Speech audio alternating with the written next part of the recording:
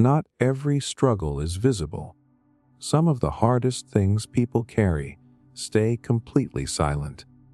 Thoughts that don't get said, feelings that don't get explained, battles that don't look like battles from the outside. And just because no one else can see them doesn't make them any less real. This is a slow video of gentle truths about silent battles, something you can listen to without trying to fix anything, prove anything, or figure everything out. If you enjoy long, calming videos like this, like and subscribe to Restwise. These videos take time to make, and your support helps keep the channel going. Also, comment below with your thoughts, where you're from, and what time it is for you. We'll feature comments from our community in every video. It's a great way to connect with each other. Why your mind gets loudest right when you finally lie down.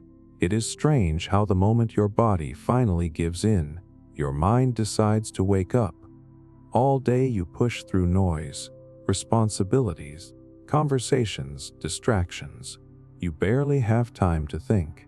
And then you lie down, lights off, everything quiet, and suddenly your thoughts get louder than they have been all day. It feels almost unfair. You were tired just seconds ago. Your eyes were heavy, but now your brain is wide awake, replaying moments, inventing worries, digging up things you have not thought about in years. It makes you wonder if something is wrong with you. Why now, of all times, does your mind decide to turn against you? What most people do not realize is that this is not a failure of your mind. It is actually the first honest moment your mind has had all day. When you are moving, scrolling, talking, solving problems, your brain is busy filtering. It is prioritizing survival and function. It pushes aside anything that is not immediately necessary. That awkward conversation from earlier, the decision you are unsure about, the quiet fear you have been avoiding, all of it gets placed on hold, not erased, just delayed. And when you finally lie down, you remove all the distractions that were keeping those thoughts buried. You turn off the noise outside, and that reveals the noise inside. There is also something deeper happening in your brain at night. During the day, your brain operates in a task-focused mode. It is constantly asking what needs to be done next. But when you lie down, it shifts into what psychologists call the default mode network. This is the system responsible for self-reflection, memory, and imagination. It is the part of your mind that connects your past, present, and future. So when this network activates, it starts scanning everything. It replays conversations. It analyzes your choices. It imagines what could go wrong tomorrow. It tries to solve problems that were left unresolved. And because there is no external input to compete with, these thoughts feel louder, sharper, more intense. That is why something small from earlier in the day can suddenly feel huge at night. A simple mistake turns into a spiral of self-doubt. A random memory becomes a wave of regret. Your brain is not trying to torture you. It is trying to process. It is trying to make sense of everything you did not have time to fully feel. But the timing makes it feel like an attack. You came here to rest, and instead you are confronted with everything you avoided. There is also an emotional layer to this that most people overlook. When the world goes quiet, your defenses go down. During the day, you are protected by movement and distraction. At night, there is nothing to hide behind. That means your mind feels safer to bring things up, even uncomfortable things, especially uncomfortable things, because your brain believes this is finally a moment where you might be able to deal with them. It does not understand that you just want to sleep. It only knows that this is the first quiet space it has been given, And then there is anticipation. Night is not just the end of the day. It is also the doorway to the next one.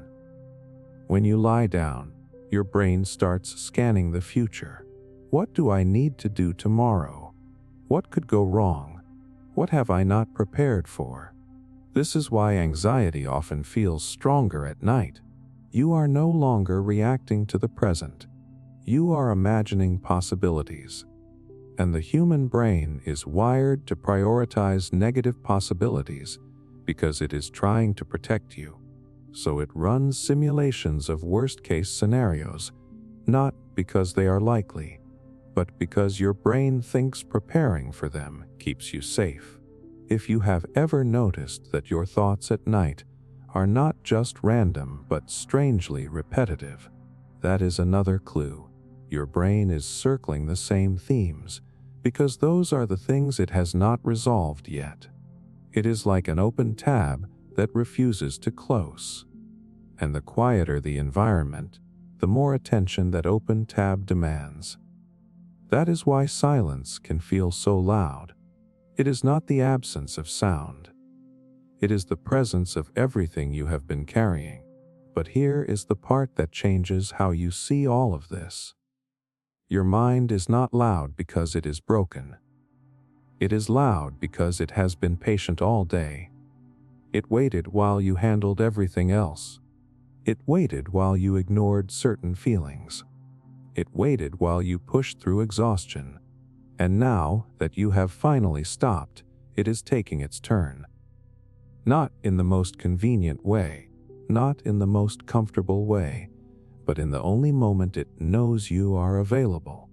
That means the problem is not that your mind gets loud at night. The problem is that night is the only time it feels heard. And once you see it that way, something shifts. Because instead of fighting your thoughts or judging yourself for having them, you start to understand the timing. You start to see that this is not chaos. It is delayed clarity. It is everything you did not process earlier asking for attention now. And that raises a question that most people never think to ask. If your mind is only speaking this loudly when everything else goes quiet, what has it been trying to say all along? The hidden comfort in knowing everyone fights nighttime thoughts. There is a moment in the middle of the night that feels almost isolating in a way that is hard to explain.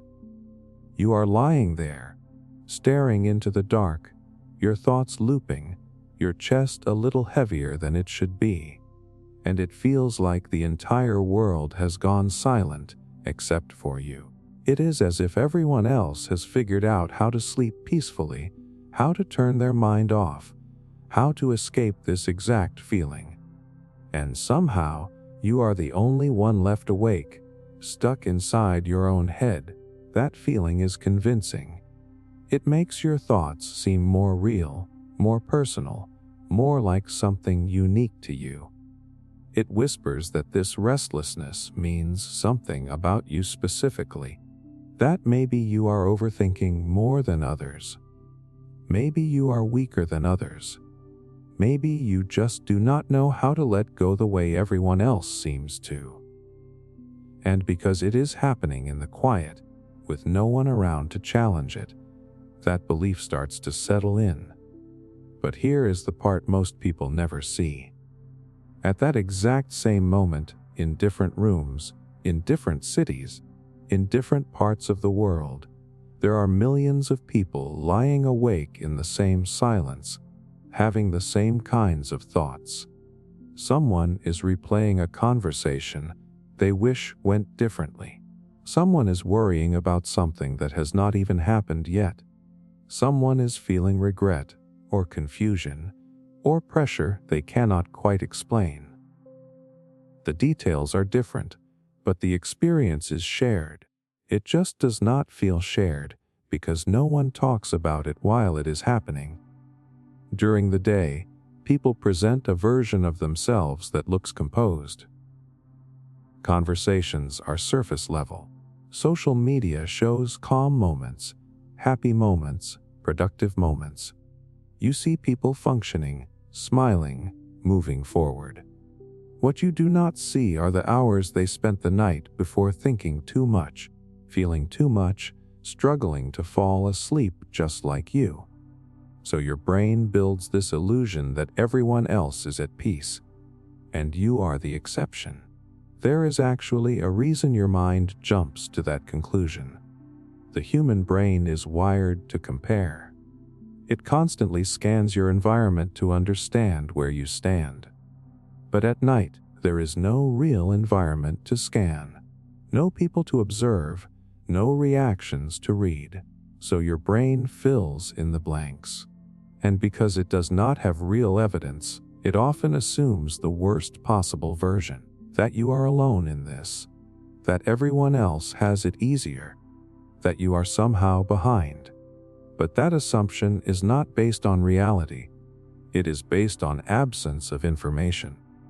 If you could somehow pause the world and look into every room at the exact moment you are struggling to sleep, what you would see would completely change the way you feel about your own thoughts. You would see people staring at ceilings, turning over in their beds, checking the time, closing their eyes and opening them again. You would see people having silent conversations with themselves, trying to make sense of things, trying to calm themselves down. You would realize that this quiet battle is not rare. It is one of the most human experiences there is. And there is something unexpectedly comforting in that. Not because it makes the thoughts disappear, but because it removes the idea that there is something wrong with you for having them. It takes away that layer of judgment. Because the truth is, if so many people go through this, then it cannot be a personal flaw. It is a shared pattern of how the human mind works when it finally has space. Think about how different it feels when you struggle with something and you know for a fact that others have gone through it too. There is a kind of relief in that. A sense that you are not broken, just human. The experience itself might still be uncomfortable, but it is no longer isolating. And that changes the weight of it. Nighttime thoughts feel heavier partly because they convince you that you are alone with them. But the moment you understand that this is something almost everyone experiences, the intensity softens just a little. It is like stepping out of a small, closed room into a wider space. The thoughts are still there, but they do not feel as suffocating. There is also a deeper truth hidden inside this. The fact that so many people experience this same mental noise at night says something important about the nature of being human. It means that beneath all the differences in our lives, there is a shared layer of vulnerability, a shared tendency to question, to reflect, to worry, to hope. The quiet mind at night reveals what the busy day often hides. And maybe that is why it feels so intense. Because it is one of the few times where you are not performing, not distracting yourself, not trying to keep up. You are just there, with your thoughts, the same way countless others are, even if you cannot see them. So when your mind starts racing, and that familiar feeling creeps in, the one that tells you this is just you, that you are stuck like this while everyone else rests, it helps to remember what is actually happening beyond your room. There are people right now, just like you, lying in the dark, thinking, feeling, trying to settle their minds. They are not talking about it. They are not posting about it. But they are there. And without realizing it, you are all sharing the same moment. That does not magically make the thoughts disappear. But it changes the way you sit with them. It turns something that felt isolating into something quietly universal. It replaces the question of what is wrong with me with a different kind of awareness. that this is part of being human, that this is a pattern, not a personal failure. And when that shift happens, even slightly, the night feels a little less heavy. The silence feels a little less empty, because it is no longer just your mind against you. It is your mind doing something that minds everywhere have always done, in the quiet, in the dark, when everything else finally slows down. How overthinking is a sign of a deeply active, caring mind. It does not usually start as something you admire about yourself. It feels more like something you wish you could switch off. The constant analyzing, the replaying, the way your mind refuses to settle even when nothing is actually happening. You go over what you said, what you could have said, what someone else might have meant. You think about the future, then rethink it from 10 different angles. And after a while, it starts to feel like too much. Like your own mind is working against you. It is easy to label that as a flaw, to believe that overthinking means you are weak, or anxious, or unable to control your thoughts. Especially when you compare yourself to people who seem more relaxed, more certain, more at ease. They make decisions quickly. They move on without looking back. And you are still there, turning things over in your head, trying to make sense of everything. But what if that constant thinking is not a sign that something is wrong with you? What if it is actually a sign that something in you is working very deeply? Because overthinking does not come from emptiness. It comes from engagement. It comes from a mind that does not just skim the surface of things, but dives into them. When something happens, you do not just experience it once and move on. You revisit it, examine it, try to understand it from different perspectives. That takes energy. That takes awareness. That takes a certain kind of depth that not everyone leans into. Think about the kinds of thoughts that keep you awake at night. They are rarely meaningless. They are often tied to things you care about. Relationships, decisions, your future, how you are perceived, whether you are doing the right thing. You are not overthinking random, empty moments. You are thinking deeply about things that matter to you, and that matters. There is actually a cognitive process behind this. Your brain is trying to reduce uncertainty. It is trying to predict outcomes, to prepare you, to avoid mistakes. When you care about something, your brain allocates more attention to it. It runs more simulations. It asks more questions. It tries to connect more dots.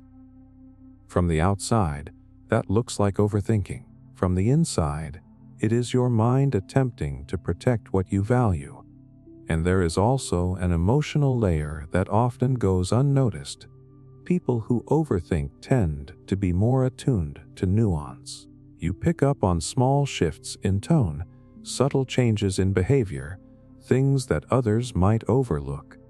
That sensitivity feeds your thoughts. You start asking why someone said something a certain way, what they might have felt, what it could mean. That is not carelessness. That is awareness mixed with empathy. It also means you carry responsibility differently. When something goes wrong, you do not just brush it off. You reflect on your role in it. You ask yourself if you could have handled it better. That can feel heavy, but it also shows a willingness to grow, a willingness to take ownership. Not everyone does that. Some people avoid reflection entirely because it is uncomfortable. You step into it even when it keeps you up at night. Of course, this does not mean overthinking always feels good. It can become overwhelming. It can loop endlessly without giving you clear answers. It can drain your energy and make simple things feel complicated. That part is real. But the existence of that struggle does not erase the underlying truth about where it comes from. It comes from a mind that is active. It comes from a mind that is engaged with the world, with people, with possibilities, and most importantly, it comes from a mind that cares. If you did not care, you would not think this much. You would not replay conversations. You would not question your choices. You would not worry about outcomes or meanings or consequences. You would simply move through things without looking back. And while that might seem easier, it also means missing the depth that comes with reflection. There is a reason many thoughtful, creative, and emotionally aware people struggle with overthinking. Their minds are constantly connecting ideas, imagining scenarios, exploring possibilities. That same ability that allows for insight and empathy also creates loops when it does not know where to stop. It is not a broken system.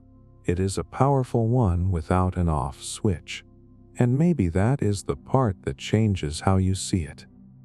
Instead of asking why can I not stop thinking, the question becomes what is my mind trying to do for me right now? Because beneath the noise, there is usually an intention to understand something better, to avoid getting hurt, to make the right choice, to be a better version of yourself. Those are not negative intentions. They are rooted in care. When you start to see overthinking through that lens, it softens the way you respond to it. You stop fighting your mind as if it is the enemy.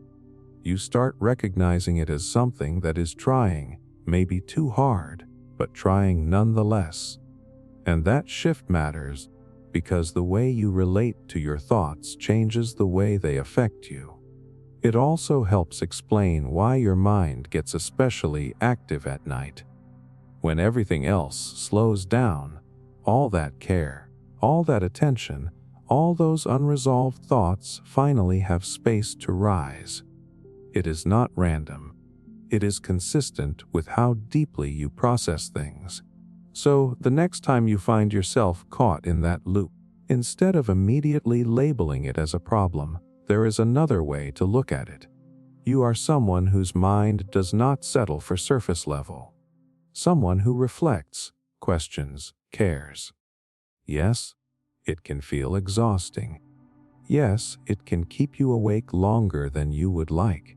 But it also means you experience things with a depth that is real. And that raises a quiet thought worth sitting with. If your mind is working this hard because it cares, what would happen if you learned how to guide it, instead of trying to silence it? The quiet truth that rest still counts, even when sleep doesn't come. There is a particular kind of frustration that only shows up at night. You lie down because you are tired. Your body is ready, your eyes close. But sleep refuses to arrive. Minutes stretch into longer minutes, then into hours. You turn the pillow over, shift positions, glance at the clock even though you know it will only make things worse. And slowly a thought begins to grow in the background. If I am not sleeping, this whole night is wasted. That idea becomes the real source of tension. Suddenly every minute feels like it matters too much. You start calculating how little sleep you will get if you fall asleep right now. You imagine how exhausted tomorrow will feel. You worry that the lack of sleep will ruin the next day, maybe even the next few days. And the harder you try to force sleep to happen, the further away it seems to move. What most people do not realize in those moments is that the body does not see the situation as dramatically as the mind does. Your brain might be telling you that this night is slipping away, but your nervous system is actually doing something very different. Even when you are lying still with your eyes closed and sleep has not fully arrived, your body has already begun shifting into a restorative state. The moment you lie down in a quiet space and reduce stimulation, your nervous system starts lowering its activity. your breathing slows. Your heart rate gradually decreases. Muscles begin releasing the tension they carried all day.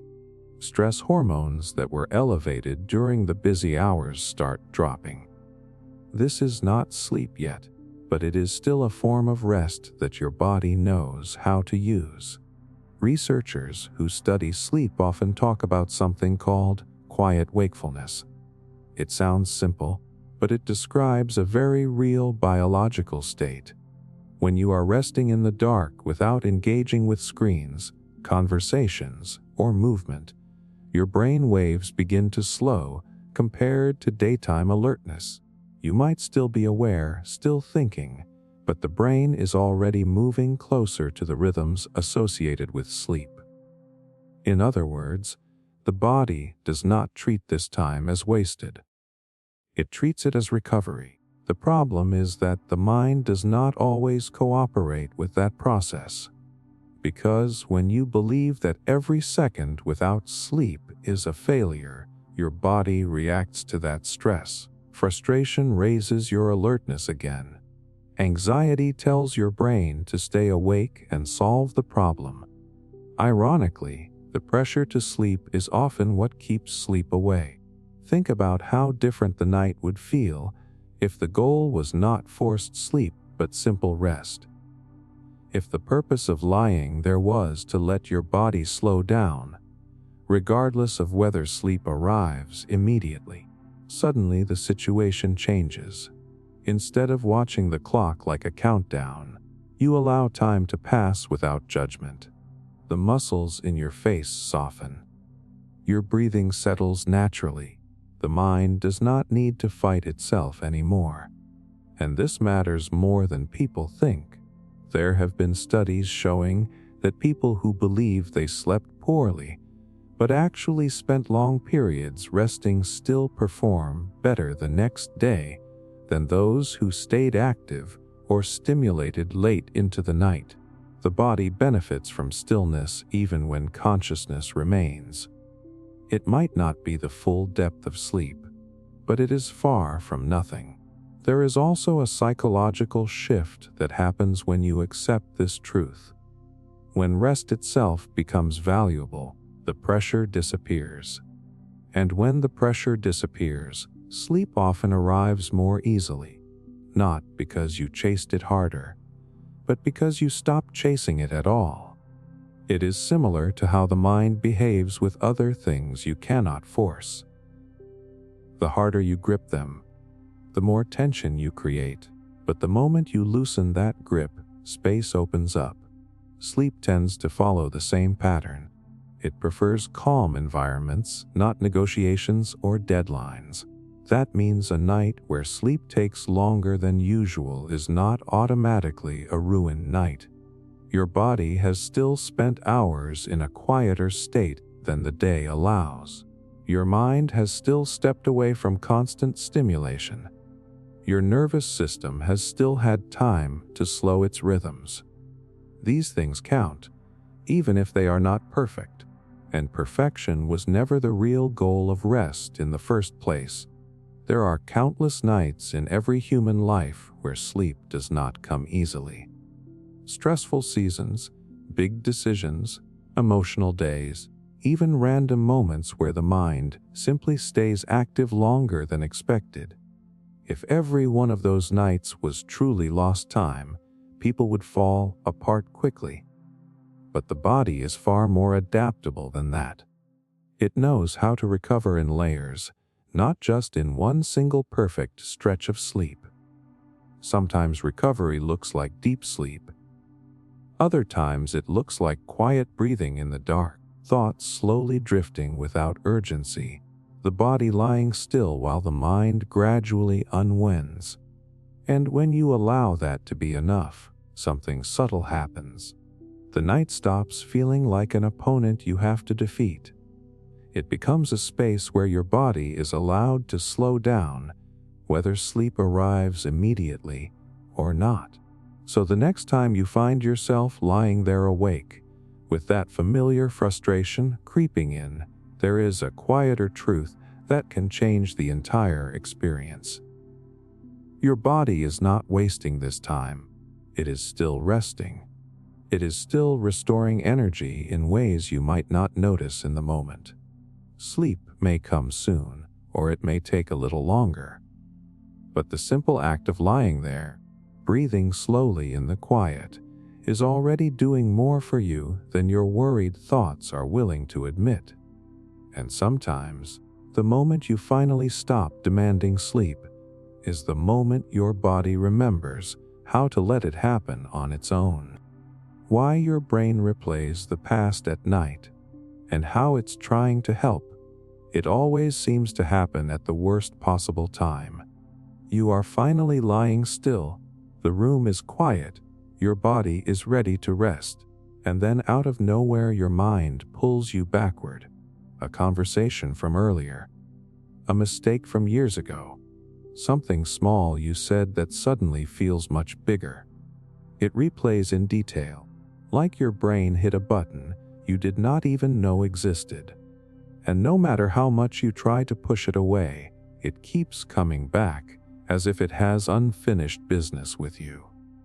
In those moments, it feels like self-torture, like your brain is choosing the most uncomfortable memories on purpose. You start wondering why it cannot just let things go, why it insists on dragging you into the past when all you want is a little peace. And the more you resist it, the more intense it seems to become. But what if this is not your brain trying to hurt you? What if it is actually trying to help you in the only way it knows how?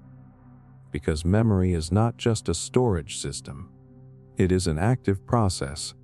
Your brain does not file things away and forget about them. It constantly revisits experiences, reshapes them, and tries to extract meaning from them. And nighttime, when everything else slows down, is when that process becomes more visible. During the day, your attention is pulled in 100 different directions. There is always something to respond to, something to focus on, something demanding your energy. Your brain prioritizes the present moment because it has to. It filters out deeper reflection to keep you functioning. But at night, when those demands disappear, your brain shifts its attention inward, and one of the main things it works with is your past. There is a reason certain memories come back more than others. Your brain is not randomly selecting moments. It is choosing experiences that feel unresolved.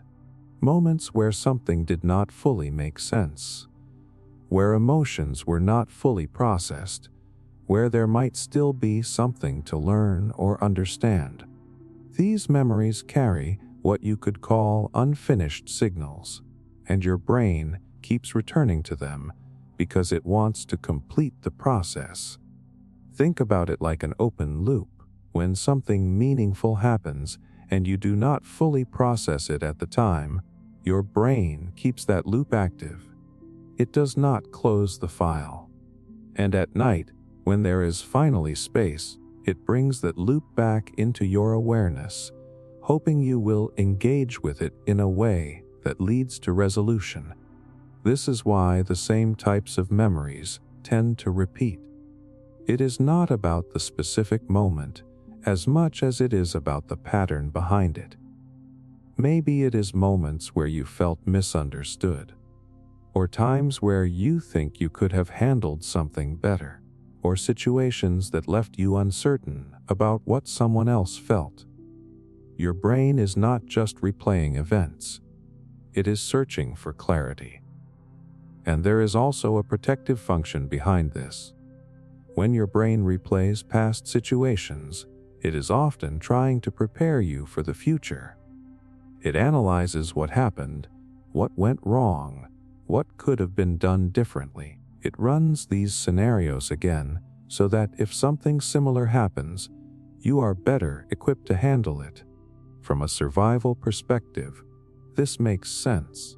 Learning from past experiences increases your chances of navigating future ones more effectively.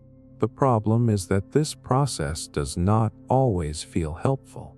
because your brain does not present these memories in a calm, objective way. It brings back the emotions attached to them: the embarrassment, the regret, the confusion. So instead of feeling like a lesson, it feels like you are reliving the moment all over again. And that is where the misunderstanding happens. You interpret the discomfort as something negative, as proof that your brain is stuck or that you are overthinking. But the discomfort is actually part of the processing. It is your brain highlighting that this moment still carries emotional weight. There is also something else happening beneath the surface. When you replay a memory, your brain has an opportunity to update it.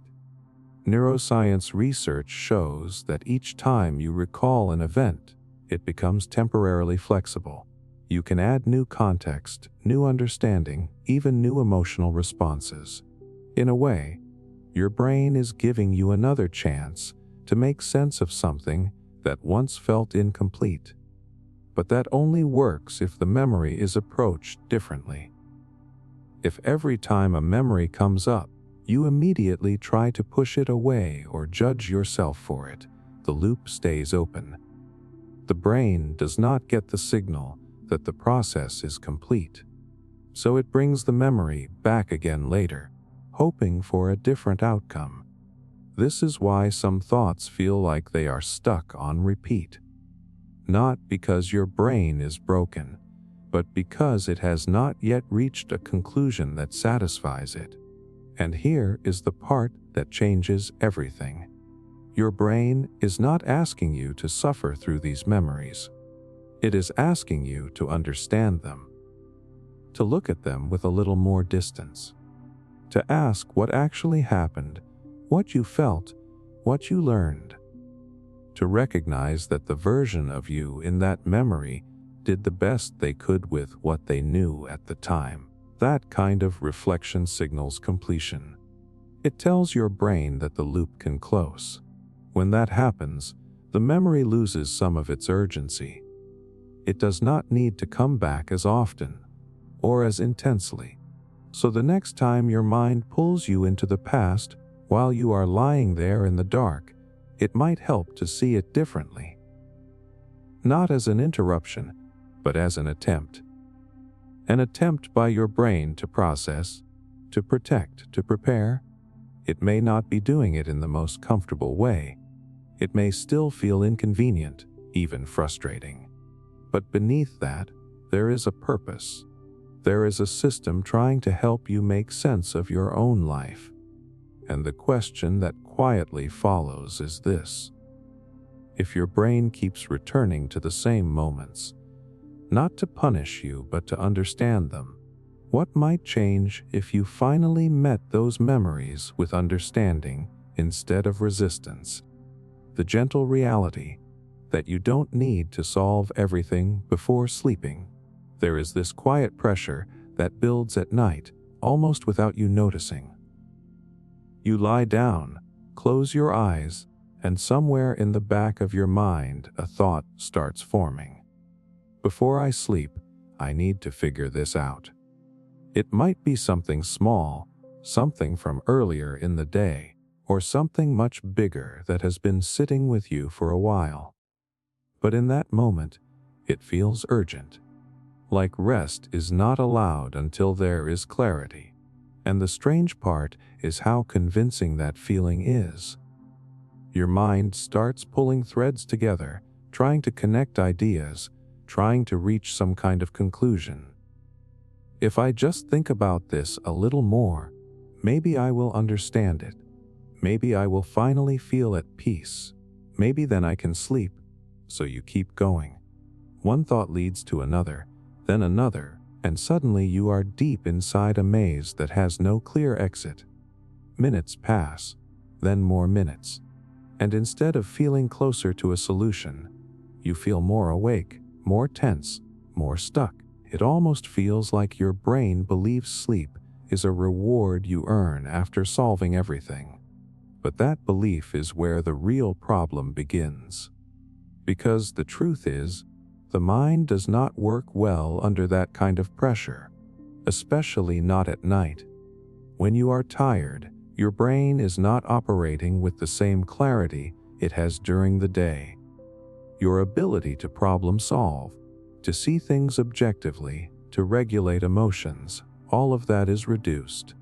So the more you try to force answers in that state, the more distorted those answers become. Small concerns start to feel bigger. Uncertainty starts to feel unbearable. And what could have been a simple thought turns into something heavy and complicated.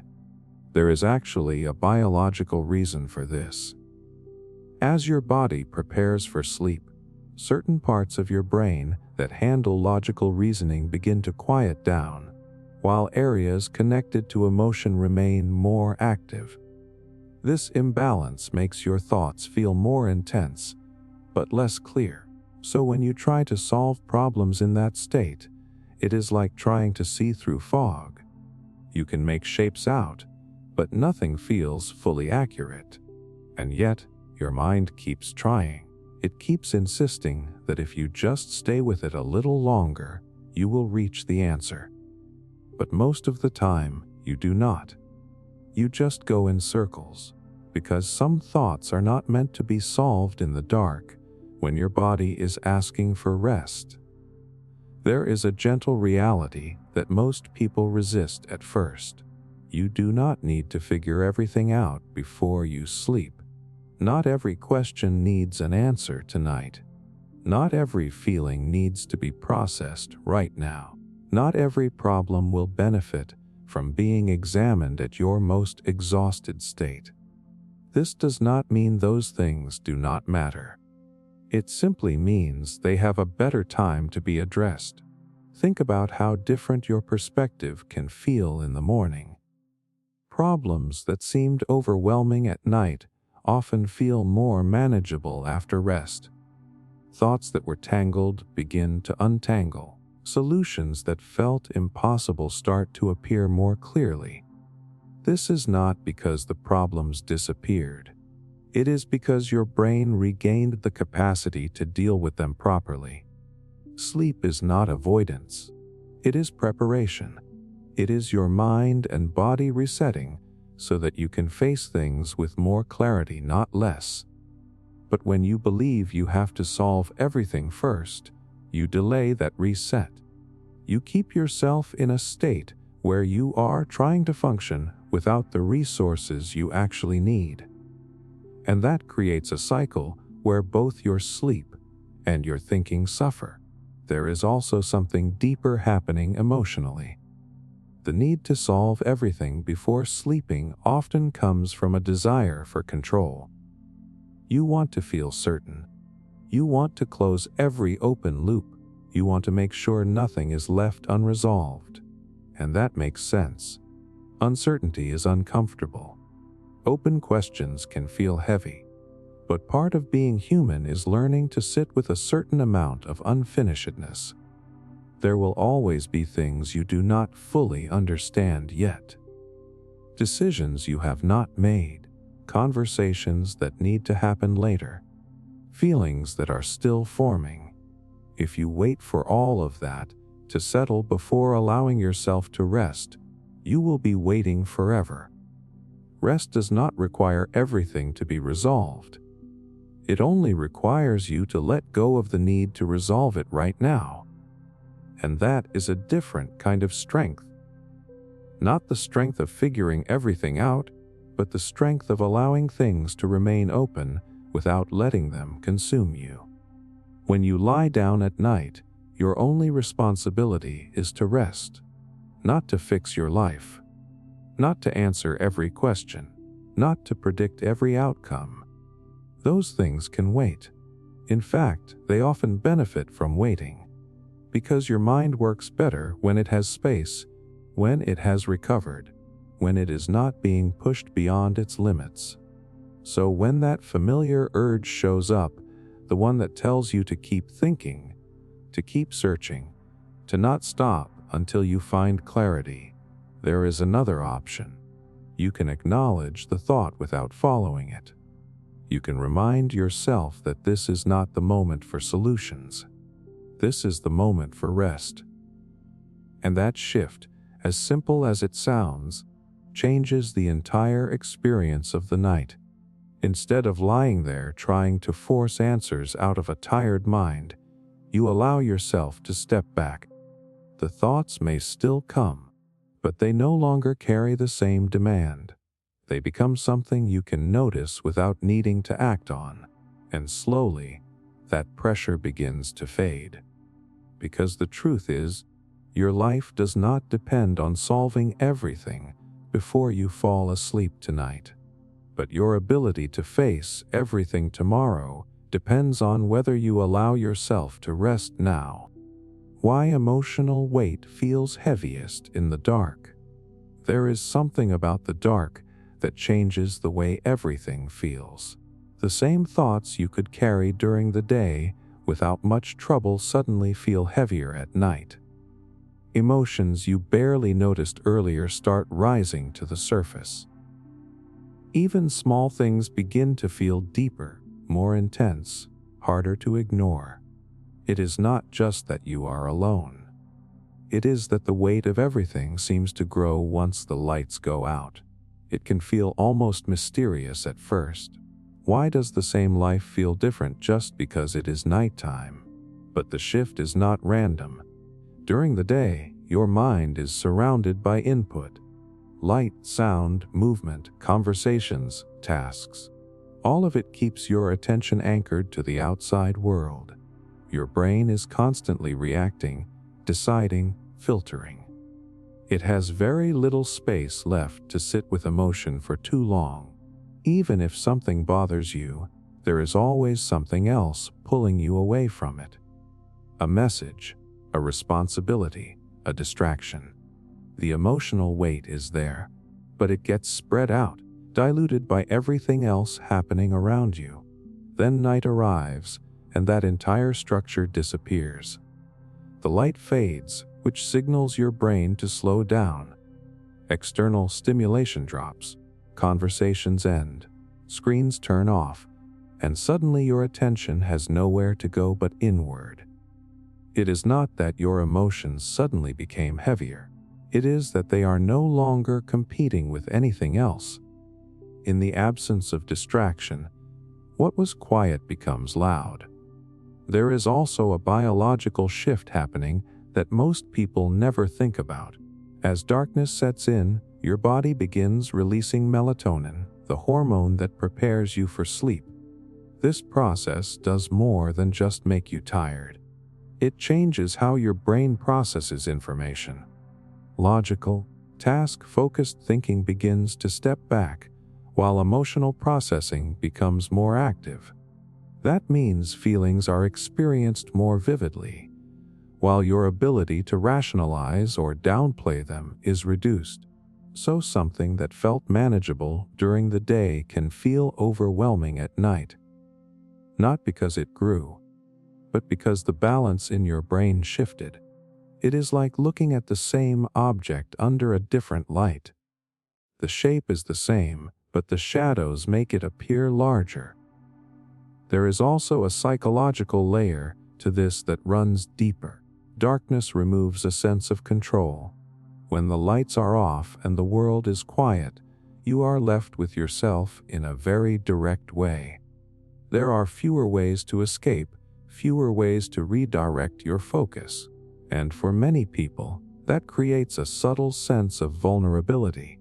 Your mind becomes more alert to internal signals because it no longer has external ones to rely on. This is why emotions like anxiety, regret, or sadness often feel stronger in the dark. Your brain is scanning inward more intensely, trying to make sense of what is there. And without the usual distractions, it gives those emotions more space than they usually get.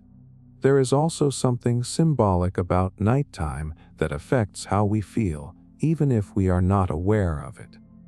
Night represents endings, the end of a day, the closing of a chapter, a pause before whatever comes next. That sense of ending can make your mind naturally reflect. It starts reviewing what happened. What did not go as planned? What is still unresolved? And reflection often brings emotion with it. But reflection without distraction can feel like weight. It is also important to understand that your brain is slightly more sensitive to negative emotions in the dark. This is not because you are becoming more negative as a person. It is because your brain is wired to be cautious in low visibility environments. From an evolutionary perspective, darkness meant uncertainty, potential danger, so your brain leans towards scanning for problems, even if the danger is no longer physical. It turns that alertness inward, looking for anything that might need attention. That means your emotional world gets examined more closely at night than it does during the day. And when something is examined closely, it often feels bigger. But here is the part that changes how you experience this. The weight you feel at night is not a sign that your emotions are too much. It is a sign that they finally have space. All day, you move past things quickly. You adapt, respond, continue. You do not always have the time or energy to fully process what you feel. Night creates a pause where that processing can begin. It is not always comfortable. In fact, it often feels heavier at first. But that heaviness is not random. It is the mind trying to work through what has been carried quietly. If you see it only as something negative, it becomes something you fight against. You try to push it away, distract yourself, escape it. And that resistance can make it feel even more intense. But if you understand that this is a natural shift, that your brain is simply moving into a different mode, the experience changes slightly. The emotions may still be there, but they feel less like an attack and more like something passing through. Because they are not new. They are just no longer hidden. And there is a quiet truth inside that realization. The darkness does not create emotional weight, it reveals it. And when something is revealed, it gives you a chance, even if it is a small one, to acknowledge it instead of carrying it unnoticed. That does not mean you have to solve it right then. It does not mean you need to analyze every feeling that comes up. It simply means recognizing that what feels heavier at night is often what has been waiting for your attention all along. And sometimes, just understanding that is enough to make the weight feel a little easier to hold. The truth about night anxiety, it shrinks in the morning light. It can feel so real in the middle of the night. Not just like a passing worry, but something solid, something undeniable. Your chest feels tighter, your thoughts feel louder, and every concern seems to expand into something bigger than it was before. You lie there staring into the dark, and your mind starts building scenarios that feel almost impossible to escape. What if this goes wrong? What if I am not ready? What if something I cannot control happens? And the more you sit with those thoughts, the more convincing they become. In that moment, it does not feel like overthinking. It feels like clarity. Like you are finally seeing things as they truly are. That is what makes nighttime anxiety so powerful. It does not present itself as fear. It presents itself as truth. But here is what most people only realize later. That same certainty almost always fades with the morning. You wake up, the light comes in, your body feels slightly different, and the thoughts that felt overwhelming just hours ago start to lose their intensity. They are still there, but they feel smaller, less urgent, easier to question. Sometimes you even wonder why they felt so big in the first place. It can be confusing. How can something feel so real at night and so manageable in the morning?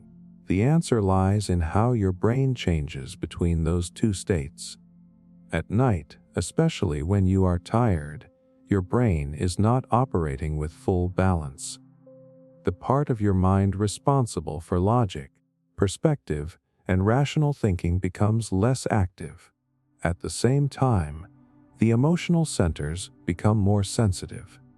This creates an imbalance where feelings are amplified, but your ability to evaluate them clearly is reduced. So when a worried thought appears, it does not get challenged the way it normally would during the day. It gets accepted more quickly. It grows faster. It connects to other worries, forming a chain that feels continuous and hard to break. And because the environment is quiet and dark, there is nothing to interrupt that process, no external reality to ground you, no competing input to shift your focus. Just your thoughts, echoing and expanding in a space that gives them full attention. There is also a chemical layer to this. As your body prepares for sleep, stress regulation changes. Cortisol, the hormone that helps you respond to challenges, follows a daily rhythm. It is naturally lower at night and rises again in the morning. This means your ability to handle stress is reduced when you are trying to fall asleep. The same thought that you could brush off during the day feels heavier simply because your system is less equipped to manage it. That is why nighttime anxiety can feel so convincing. Not because the thoughts are more accurate, but because your brain is less able to filter and question them. Then morning comes, and the balance begins to return. Light signals your body to wake up. Cortisol levels rise naturally, helping you feel more alert and capable.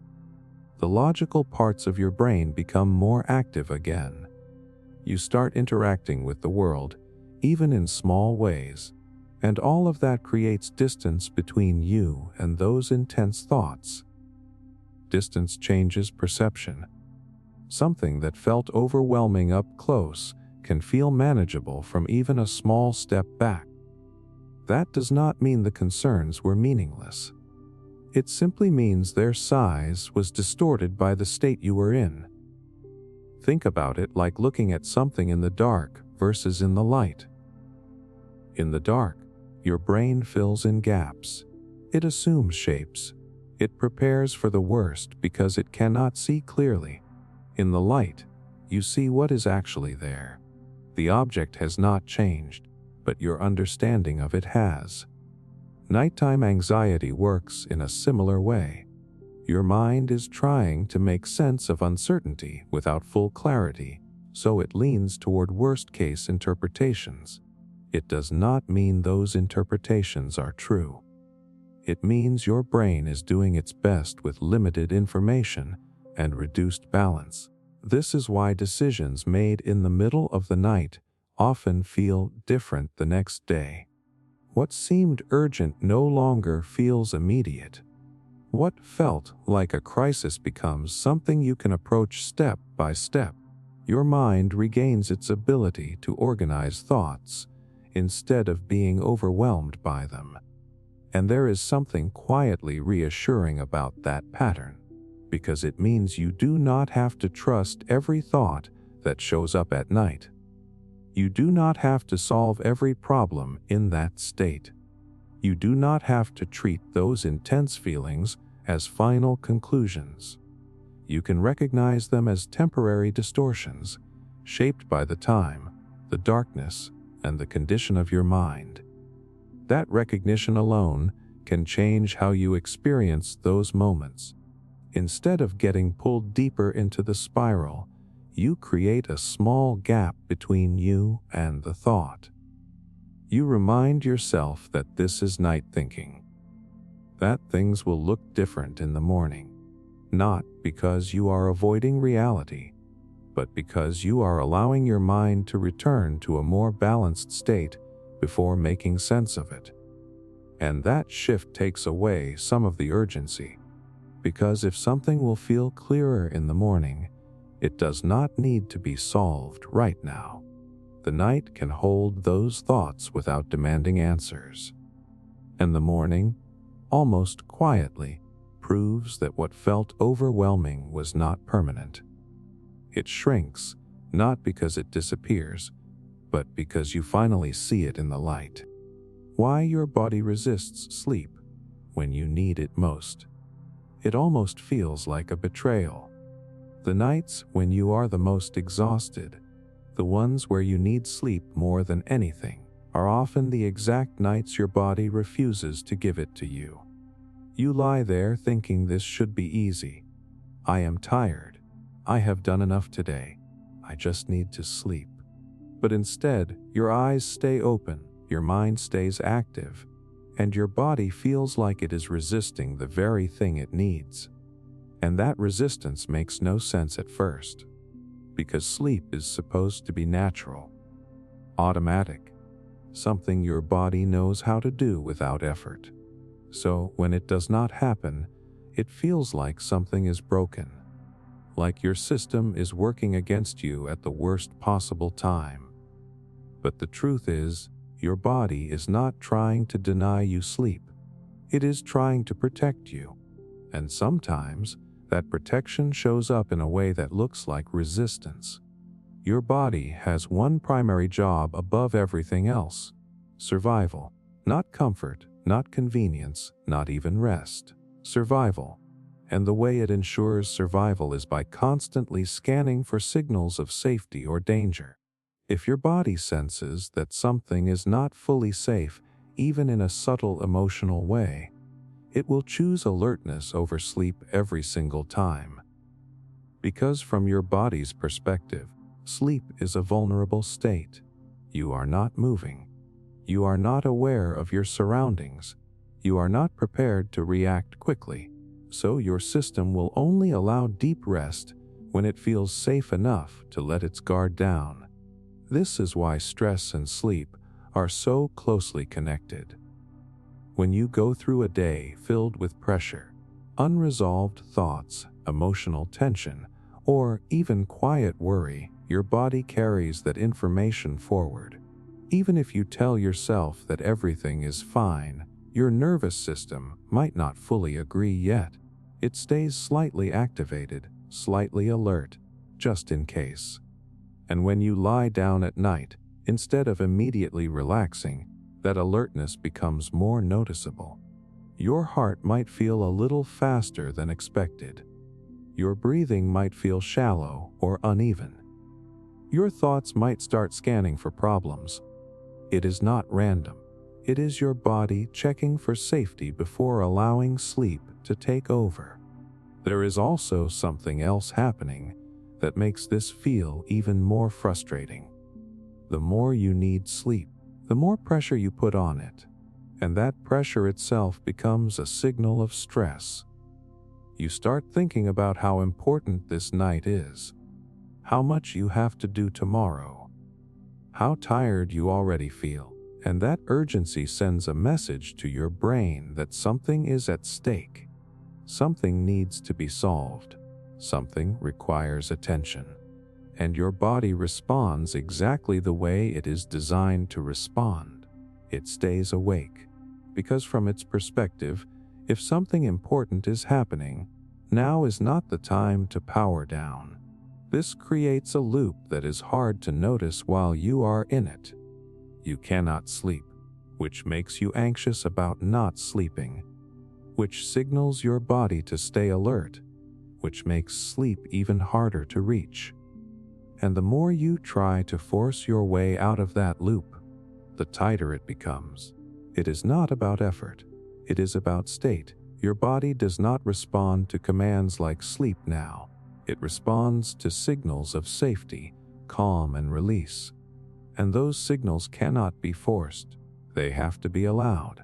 There is also a deeper layer to this that many people overlook. When you are physically exhausted, but mentally or emotionally activated, your system is receiving mixed signals.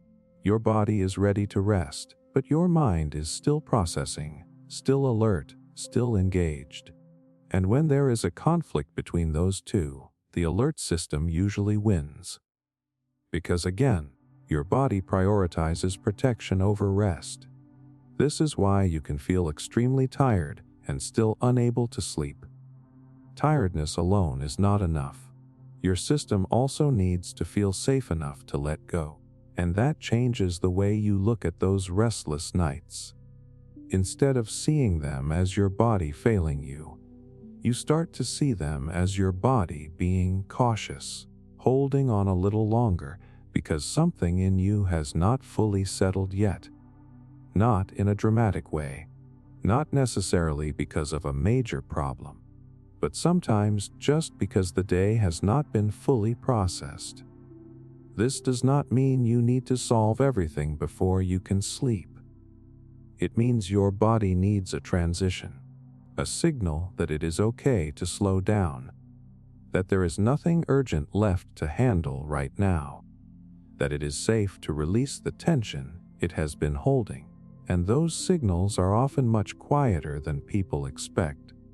They come from small shifts, slowing your breathing without forcing it, letting your muscles soften instead of trying to control your thoughts, allowing the mind to wander without chasing every idea it brings up, creating a sense of stillness rather than demanding immediate sleep. Because sleep is not something you achieve. It is something that arrives when your body no longer feels the need to stay awake. And that means those nights where sleep feels out of reach are not a sign that your body is broken. They are a sign that your body is still holding on to something, still waiting for the moment where it feels safe enough to let go. And the moment you stop fighting that process, the moment you stop treating sleep like a task that must be completed, you begin to move closer to the state your body has been waiting for all along. A state where nothing needs to be solved, nothing needs to be controlled, and nothing is demanding your attention. Just enough safety for your body to finally say, "It is okay to rest now." The soothing idea that thoughts are just visitors, not commands. There is a quiet misunderstanding most people live with for years without ever noticing it, and it shapes the way their nights feel more than anything else. It is the belief that every thought that shows up in their mind means something important, something that needs attention, something that requires a response. The moment a thought appears, it does not feel optional. It feels like a signal, like something you are supposed to follow. And without even realizing it, you step into it. You begin to examine it, question it, expand it, and slowly it turns into something much bigger than what it was when it first arrived. What makes this even more intense is how natural it feels. You are not choosing to overthink in a conscious way. It feels automatic. A thought appears, and your mind treats it like it matters, like it is worth your time, like ignoring it would be irresponsible. So you engage. You replay what happened earlier in the day. You imagine what might happen tomorrow. You try to figure things out, connect pieces, reach some kind of clarity. But instead of feeling resolved, you usually end up feeling more awake, more tense, more caught in a loop that does not lead anywhere. And the strange part is that nothing actually changed in your life in that moment. There was no new event, no new information, no new problem that suddenly appeared. The only thing that happened was that a thought entered your mind. That is all it takes. And yet it can completely shift how you feel, how your body responds, how your night unfolds. That is what makes it so powerful. Not because thoughts themselves are powerful, but because of the meaning you attach to them the moment they appear. The truth that begins to change this is surprisingly simple, but it takes time to really sink in. Thoughts are not instructions. They are not commands. They are not obligations. They are just mental events that happen inside your mind. the same way sounds happen outside of it. Your brain produces them constantly, without asking you, without filtering them perfectly, without deciding which ones are useful and which ones are not. It is simply doing what it is designed to do, generating ideas, replaying memories, predicting possibilities, filling silence with activity. During the day, you do not notice this as much because your attention is constantly being pulled outward. There are conversations, tasks, notifications, movement, noise. Your thoughts are interrupted before they have the chance to grow into something bigger. You might start thinking about something, but then something else replaces it. The chain breaks naturally, but at night, that entire system disappears. There is no interruption, no distraction, no external anchor. So when a thought appears, it has space, it has time, it has your full attention. And because it feels louder, you assume it must be more important. But that assumption is what creates the weight. Because when you treat every thought as important, your mind never gets a break. It becomes a place where everything matters, where every idea needs to be explored, where every possibility needs to be considered. And that is exhausting. Not because thinking itself is exhausting, but because of the constant engagement, the constant feeling that you have to do something with what appears. But here is the shift that slowly changes everything. A thought can exist without requiring anything from you. It can appear, stay for a moment, and disappear, all without you needing to follow it. That might sound simple, but it goes against a deeply ingrained habit. Most people are used to stepping into their thoughts immediately. They do not pause. They do not question whether engagement is necessary. They just follow. And that is why nights feel so heavy. Because it is not just one thought. It is one thought leading to another, then another, forming a chain that feels endless. You start with something small, and suddenly you are thinking about your past, your future, your decisions, your fears, all at once. And the entire time, it feels like you are doing something important, like you are being responsible, like you are trying to understand your life better. But in reality, you are just responding to a series of thoughts that did not require that level of attention. If you step back and look at it differently, it becomes clearer. Imagine sitting quietly and watching people walk past you. Some of them are loud. Some of them are quiet. Some might try to get your attention, but you are not required to follow any of them. You can simply observe them as they pass.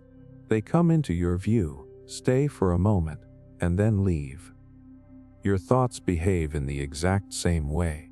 They pass through your mind continuously, but they only turn into something bigger when you decide to follow them.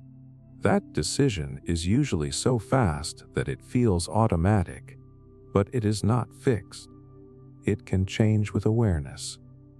You can begin to notice the moment a thought appears without immediately stepping into it. You can let it be there without trying to solve it, without trying to understand it, without trying to push it away. And when you do that, something subtle begins to happen. The thought does not disappear instantly, but it loses its momentum. It does not expand the same way. It does not pull in other thoughts as easily. It simply exists for a moment and then fades. There is also something important about the timing of these thoughts that makes them feel more intense than they actually are. At night, your brain is not in the same balanced state as it is during the day. You are more tired, your emotional centers are more active, and your logical processing is slightly reduced. That means thoughts can feel more convincing, more urgent, more real than they actually are. A small worry can feel like a major problem. A passing doubt can feel like a final conclusion. But that intensity is not coming from the truth of the thought. It is coming from the state your mind is in. That is why the same thought can feel overwhelming at night and manageable in the morning. The thought did not change. Your state did, and that alone shows that thoughts are not reliable indicators of reality. They are influenced by your energy, your mood, your environment. They are temporary experiences, not fixed truths. When you start to see this clearly, your relationship with your thoughts begins to shift. You stop treating them as things you have to obey. You stop assuming they are all important. You begin to recognize them for what they are, passing mental events that come and go on their own. And in that recognition, something opens up. A small space between you and what you are thinking. That space is where the relief is. Because in that space, you are no longer being pulled in every direction. You are no longer trapped inside every idea that appears. You are simply aware of it. And awareness without immediate engagement is what allows your mind to settle. The thoughts do not stop completely. They still appear, especially at night when everything is quiet. But they stop controlling the experience. They stop feeling like something you have to act on. They become lighter, less demanding, less overwhelming. And instead of being caught in an endless stream of thinking, you begin to feel like you are watching it pass. And that is the quiet idea that changes everything. Your thoughts are not there to control you. They are not there to command you. They are not there to demand anything from you. They are just visitors. They arrive, they stay for a moment, and they leave. And the moment you stop treating them like something you have to follow is the moment your mind finally begins to feel like a place you can rest in, instead of something you have to keep up with. Why trying to force sleep often pushes it further away. There is a very specific moment that turns a normal night into a frustrating one, and it usually happens so quietly that you barely notice it. You are lying in bed, your body is tired, your eyes are closed, and then a simple thought appears in your mind. It sounds harmless at first. I need to sleep. But that one thought carries something underneath it that changes everything. It carries pressure. It carries urgency. It carries the idea that something needs to happen right now. And from that moment on, your mind is no longer resting. It is trying. That shift is subtle, but it completely changes the state your body is in. Because the moment you start trying to sleep, you are no longer allowing sleep to happen naturally.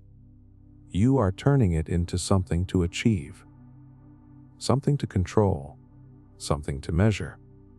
You begin to check in with yourself without even realizing it. Am I falling asleep yet? Why am I still awake? How much time has passed? And that constant checking keeps a part of your mind active. It keeps you slightly alert, slightly engaged, slightly aware of the fact that you are still awake. Sleep does not work well in that kind of environment. Because sleep is not something that responds to effort. It does not come faster because you want it more. It does not arrive because you tried harder. In fact, it moves further away the moment effort enters the picture. And that feels completely backwards, because in almost every other part of life, effort brings results. You study more, you learn more. You work harder, you achieve more. But sleep operates on a different set of rules. It is one of the few experiences where effort actually becomes the obstacle. The reason for this has everything to do with how your brain interprets what you are doing. When you try to sleep, your brain does not understand that you are trying to relax. It understands that you are trying to accomplish something important. and anything important requires attention. It requires awareness. It requires monitoring. So instead of shutting down, your brain stays active, trying to help you succeed at the task you have given it. It keeps checking your state, evaluating whether you are closer to sleep, adjusting your level of alertness based on that goal. And without realizing it, you have created a situation where your brain is doing the exact opposite of what sleep requires. Sleep needs you to stop monitoring. Sleep needs you to stop controlling. Sleep needs you to let go of the idea that anything needs to happen at all. But the moment you start trying, you introduce the exact conditions that prevent that from happening. There is also another layer that makes this even more difficult, and it is the emotional reaction to not sleeping. At first, it is just awareness. You notice that you are still awake, but then it turns into concern. You start thinking about how much rest you are losing, how tomorrow will feel, how this might affect your energy, your focus, your mood, and that concern creates tension in your body. Your breathing becomes slightly less steady. Your heart rate might increase just a little. Your muscles hold on to a bit more tightness, and your nervous system reads all of that as a signal. Something is not fully safe yet. Stay alert. From your body's perspective, this makes perfect sense. If there is tension, if there is urgency, if there is something that feels unresolved, then it is not the right time to fully let go. Sleep is a vulnerable state. It requires your system to lower its guard completely. And if your body detects even a small signal that something needs attention, it will delay that process. So the more you worry about not sleeping, the more your body holds onto wakefulness. And the more it holds onto wakefulness, the more you try to fix it. And the more you try to fix it, the more alert you become. That is the loop. It is not that your body is refusing to sleep.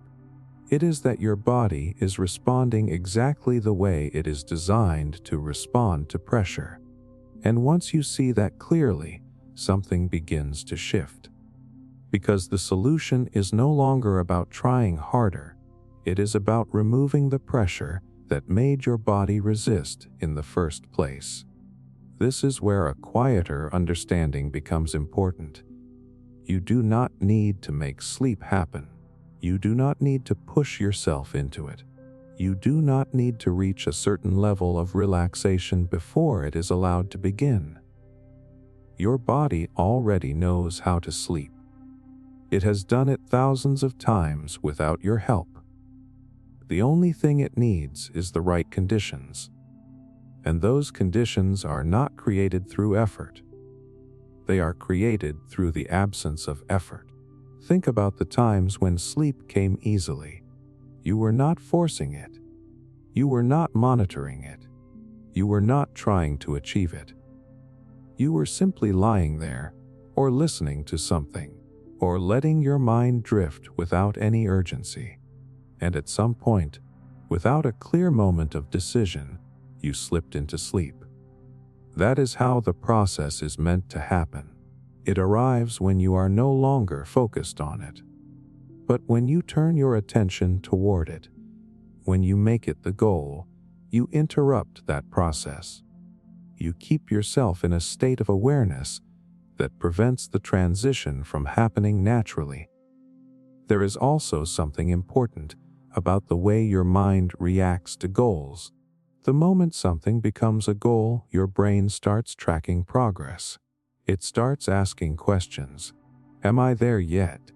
Is this working? What should I do differently?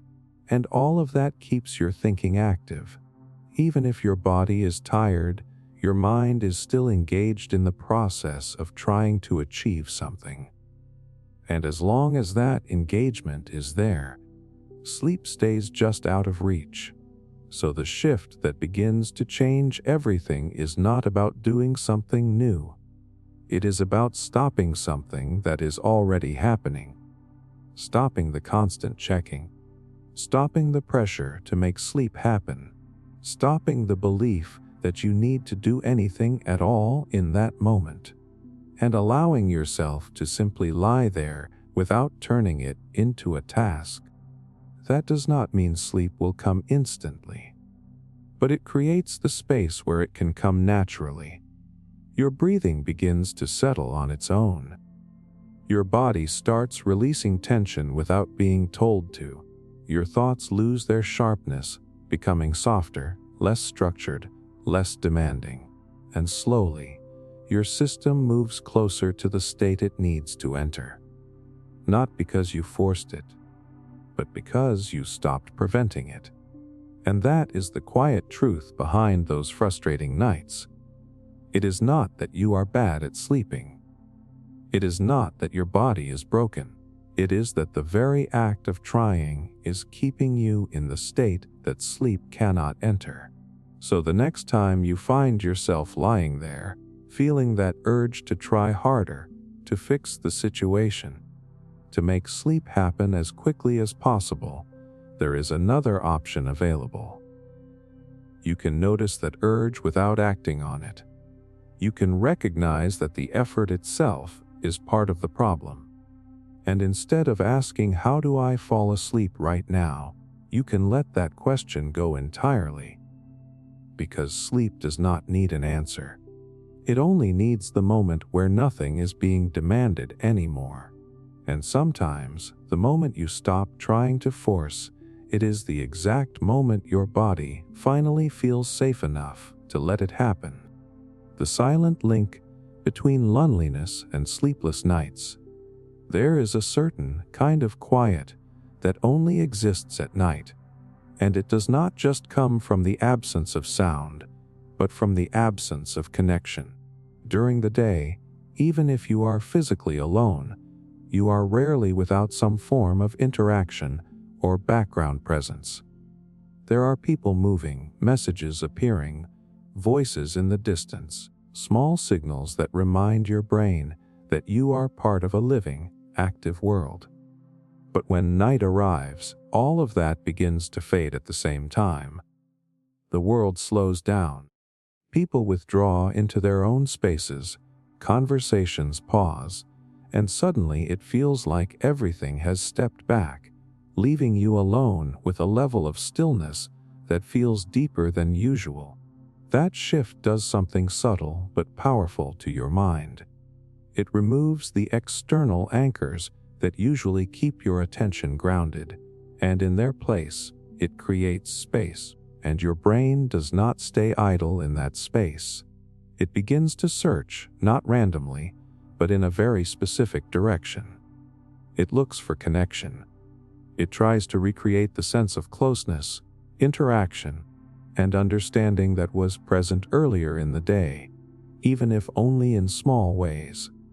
It starts bringing up memories of people, past conversations, moments where you felt seen or moments where you did not. It replays things, reshapes them, sometimes even imagines how they could have gone differently, all in an effort to fill the gap that the quiet has created. What makes this process difficult is that it feels meaningful. It feels like you are reflecting, understanding yourself, making sense of your relationships. But instead of leading to clarity, it often leads to more awareness of what feels missing. A simple thought about someone can turn into a chain of questions about where you stand with them. A small memory can open the door to a larger feeling of distance or disconnection. And the more your mind moves in that direction, the more awake you become, because your brain is now engaged in something it believes matters. There is also something deeper happening beneath the surface that most people never fully notice. Human beings are wired in a way where connection is closely tied to safety. When you feel connected, even in small ways, your nervous system relaxes more easily. Your body lowers its guard because it senses that you are not alone, that you are part of something. But when that sense of connection fades, especially in a quiet environment, your system can shift in the opposite direction. It becomes slightly more alert, slightly more aware, not because there is danger, but because the usual signals of safety are reduced. At night, this becomes more noticeable because there are fewer distractions to balance it out.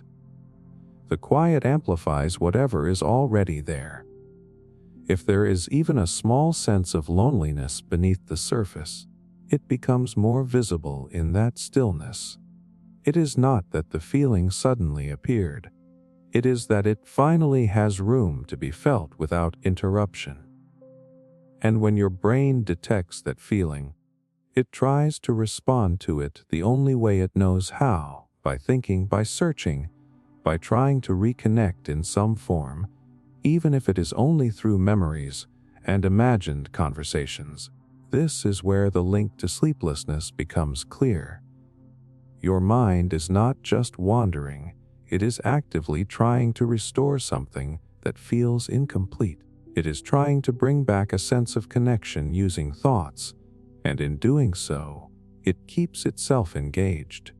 The more engaged it becomes, the harder it is for your body to transition into rest, because sleep requires a certain level of letting go, a willingness to release control, and stop actively processing. But when your mind feels like it is in the middle of something important, it resists that shift. There is also the emotional layer that builds alongside this. As your thoughts move deeper into memories or imagined scenarios, your feelings begin to follow. You might start to feel a stronger sense of distance, or a quiet sadness, or even just a vague heaviness that is hard to explain. These feelings are not necessarily a reflection of your entire life, but in the moment, they can feel that way because there is nothing else to balance them. And as those emotions become more present, your body responds by staying slightly more awake, slightly more engaged, as if there is something that still needs attention. What makes this cycle so difficult is that it feels like something you should be able to think your way out of. It feels like if you just understand it better, if you just go a little deeper, you will reach a point where the feeling settles. But that resolution rarely comes in the middle of the night. Instead, the thinking continues, the feeling remains, and the distance from sleep grows. The shift begins when you recognize that not every feeling needs to be resolved in the moment it appears. Loneliness, especially at night, is often amplified by the environment rather than defined by your reality.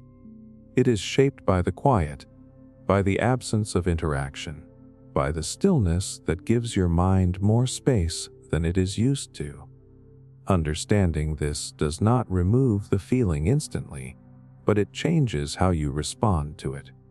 It takes away some of the urgency, the sense that you need to fix something right now. When that urgency fades, your mind begins to slow down. The thoughts may still come, but they no longer carry the same weight. You are not pulled into them in the same way, because you are not treating them as problems that need immediate answers. They become something you notice rather than something you follow. And as that shift happens, your body begins to respond differently as well. The subtle alertness starts to ease, your breathing becomes more steady, and your system moves closer to the state where rest can happen naturally. There is also something quietly comforting in understanding that this experience is shared, even if it feels isolating in the moment. Many people go through the same shift when the night becomes still. They feel the same increase in reflection, the same awareness of connection and disconnection, the same difficulty in settling their minds.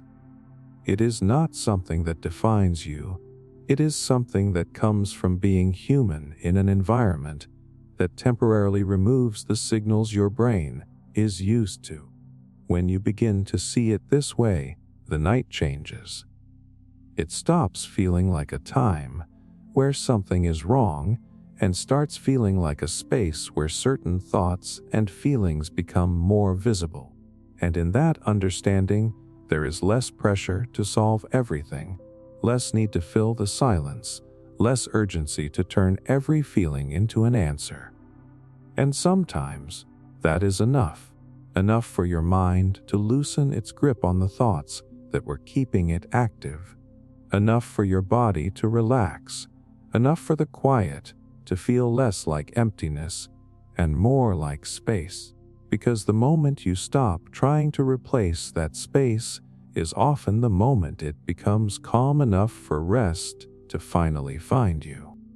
Why small worries grow bigger when the world gets quiet. There is a kind of loneliness that does not fully reveal itself until the night becomes quiet enough for you to notice it. During the day, it stays hidden beneath movement, conversations, and distractions that give your mind something to hold on to. You might not even recognize it as loneliness because it does not feel sharp or obvious. It just blends into the background while you go through your routine. But when night arrives and everything slows down, that background feeling begins to step forward. The absence of noise, the lack of interaction, and the stillness around you create a space where your attention has nowhere else to go. And in that space, your awareness turns inward in a much stronger way than it does during the day. What makes this experience heavier is not just the silence, but the contrast between how connected the world feels during the day and how distant it feels at night. During the day, even small interactions can create a sense of belonging, whether it is a message, a conversation, or simply being around other people. Those moments signal to your brain that you are part of something, that you are not isolated. But at night, those signals fade. People are no longer actively present, conversations pause, and the world seems to step back all at once. This sudden drop in external connection makes the absence more noticeable, even if your overall life has not changed at all. As your mind becomes more aware of this absence, it starts trying to make sense of it. It does not like undefined feelings, so it begins searching for reasons. It might go through memories, replay past interactions, or bring up moments where you felt distant or unsure about your relationships. It might imagine conversations or scenarios that create a sense of closure or understanding that you did not fully experience earlier. This process can feel like reflection, like you are trying to understand something important about your life, but it often keeps your mind active rather than bringing clarity. At the same time, your body is responding to this shift in a way that you might not consciously notice. Human beings are wired to associate connection with safety, and when that sense of connection feels reduced, even slightly, your nervous system can remain a bit more alert. This does not mean you feel afraid, but it does mean your body is not fully settling into the calm state that sleep requires. The quiet environment combined with that subtle alertness creates a condition where your mind continues to stay active, looking for something to resolve or complete before it allows itself to rest. This is why loneliness at night often turns into thinking rather than just a feeling. Your mind tries to fill the space that is left behind when external connection disappears. It generates thoughts about people, relationships, and experiences because those are the closest things it has to recreate a sense of connection. But instead of satisfying that need, this often leads to more awareness of what feels missing. which keeps the cycle going. The more you think about it, the more present the feeling becomes. And the more present the feeling becomes, the harder it is for your mind to slow down. There is also an important detail about timing that makes all of this feel more intense than it actually is. At night, your brain is in a different state than it is during the day. Your logical processing is slightly reduced, while your emotional sensitivity is increased. This means that feelings like loneliness can feel stronger and more significant, even if they are not reflecting the full reality of your situation. A small sense of disconnection can feel much deeper simply because there is nothing else around to balance it. When you begin to understand this, the experience starts to change in a subtle but meaningful way. The feeling itself might still be there, but it no longer feels like something you have to immediately fix or solve. It becomes something you can recognize as part of the moment rather than a permanent truth about your life. This shift removes some of the urgency that keeps your mind active. Instead of trying to analyze or resolve the feeling, you allow it to exist without turning it into a problem that needs an answer right away. That change matters more than it seems. When the urgency fades, your mind begins to lose some of its momentum. It no longer feels like it has to keep searching for explanations or solutions. Your thoughts slow down naturally because they are not being pushed forward by the need to figure something out. As your thoughts slow down, your body begins to respond as well. The subtle alertness starts to ease, your breathing becomes more steady, and your system moves closer to the state where sleep can happen. It is also helpful to recognize that this experience is not unique to you, even though it feels deeply personal in the moment. Many people go through the same shift. When the night becomes quiet, they may not talk about it, and you may never see it during the day, but it exists in the background of many lives. The feeling of distance, the increase in reflection, the difficulty in settling the mind, all of these are common responses to the same conditions. Understanding that does not remove the feeling entirely, but it changes how you relate to it. It becomes less isolating and less tied to the idea that something is wrong with you. Another important part of this is recognizing that not every feeling needs to be resolved in the moment it appears. Nighttime creates a space where emotions and thoughts rise more easily, but that does not mean they need to be fully processed right then. Some things become clearer with time, with rest, and with a different state of mind.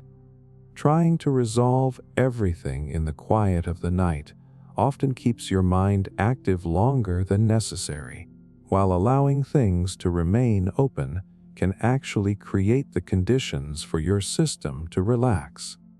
As you begin to approach the night with this understanding, the experience gradually shifts. The silence no longer feels like something that needs to be filled immediately. The thoughts that arise feel less like problems and more like temporary responses to the environment. The feeling of loneliness becomes something you can notice without being pulled into it completely. And in that space, your mind begins to settle in a way that feels more natural. Sleep, in this context, stops being something you have to chase. It becomes something that arrives when the conditions are right, when your body no longer feels the need to stay alert, and when your mind is no longer trying to solve something that cannot be solved in that moment. The quiet of the night does not have to work against you. It can become something that allows your system to slow down, as long as you are not constantly trying to fill it. And sometimes the most important shift is not in removing the feeling. but in changing the way you respond to it. When you stop treating it as something urgent, it loses the intensity that was keeping you awake. When you stop trying to turn it into an answer, it becomes something that can pass on its own. And in that shift, the night becomes less about struggle and more about allowing your mind and body to move toward rest at their own pace. The comfort in letting tomorrow handle what tonight cannot. There is a quiet kind of pressure that builds at night, and it often goes unnoticed until you are already deep inside it. You lie down thinking the day is over, that nothing more is required from you, and yet your mind does not seem to agree. It starts bringing things back up, things you did not finish, things you did not fully understand, things that still feel open. And instead of letting the day end, it feels like your mind is trying to extend it, as if there is still something left to complete before you are allowed to rest. What makes this so exhausting is the feeling that you should be able to figure it all out right now, that this quiet moment is the perfect time to finally solve things, to reach clarity, to organize your thoughts, to make sense of everything that feels unfinished. It almost feels responsible to do it. Like if you can just think a little more, analyze a little deeper, you will wake up tomorrow with everything resolved. But instead, the more you try to do that, the more your mind stays active.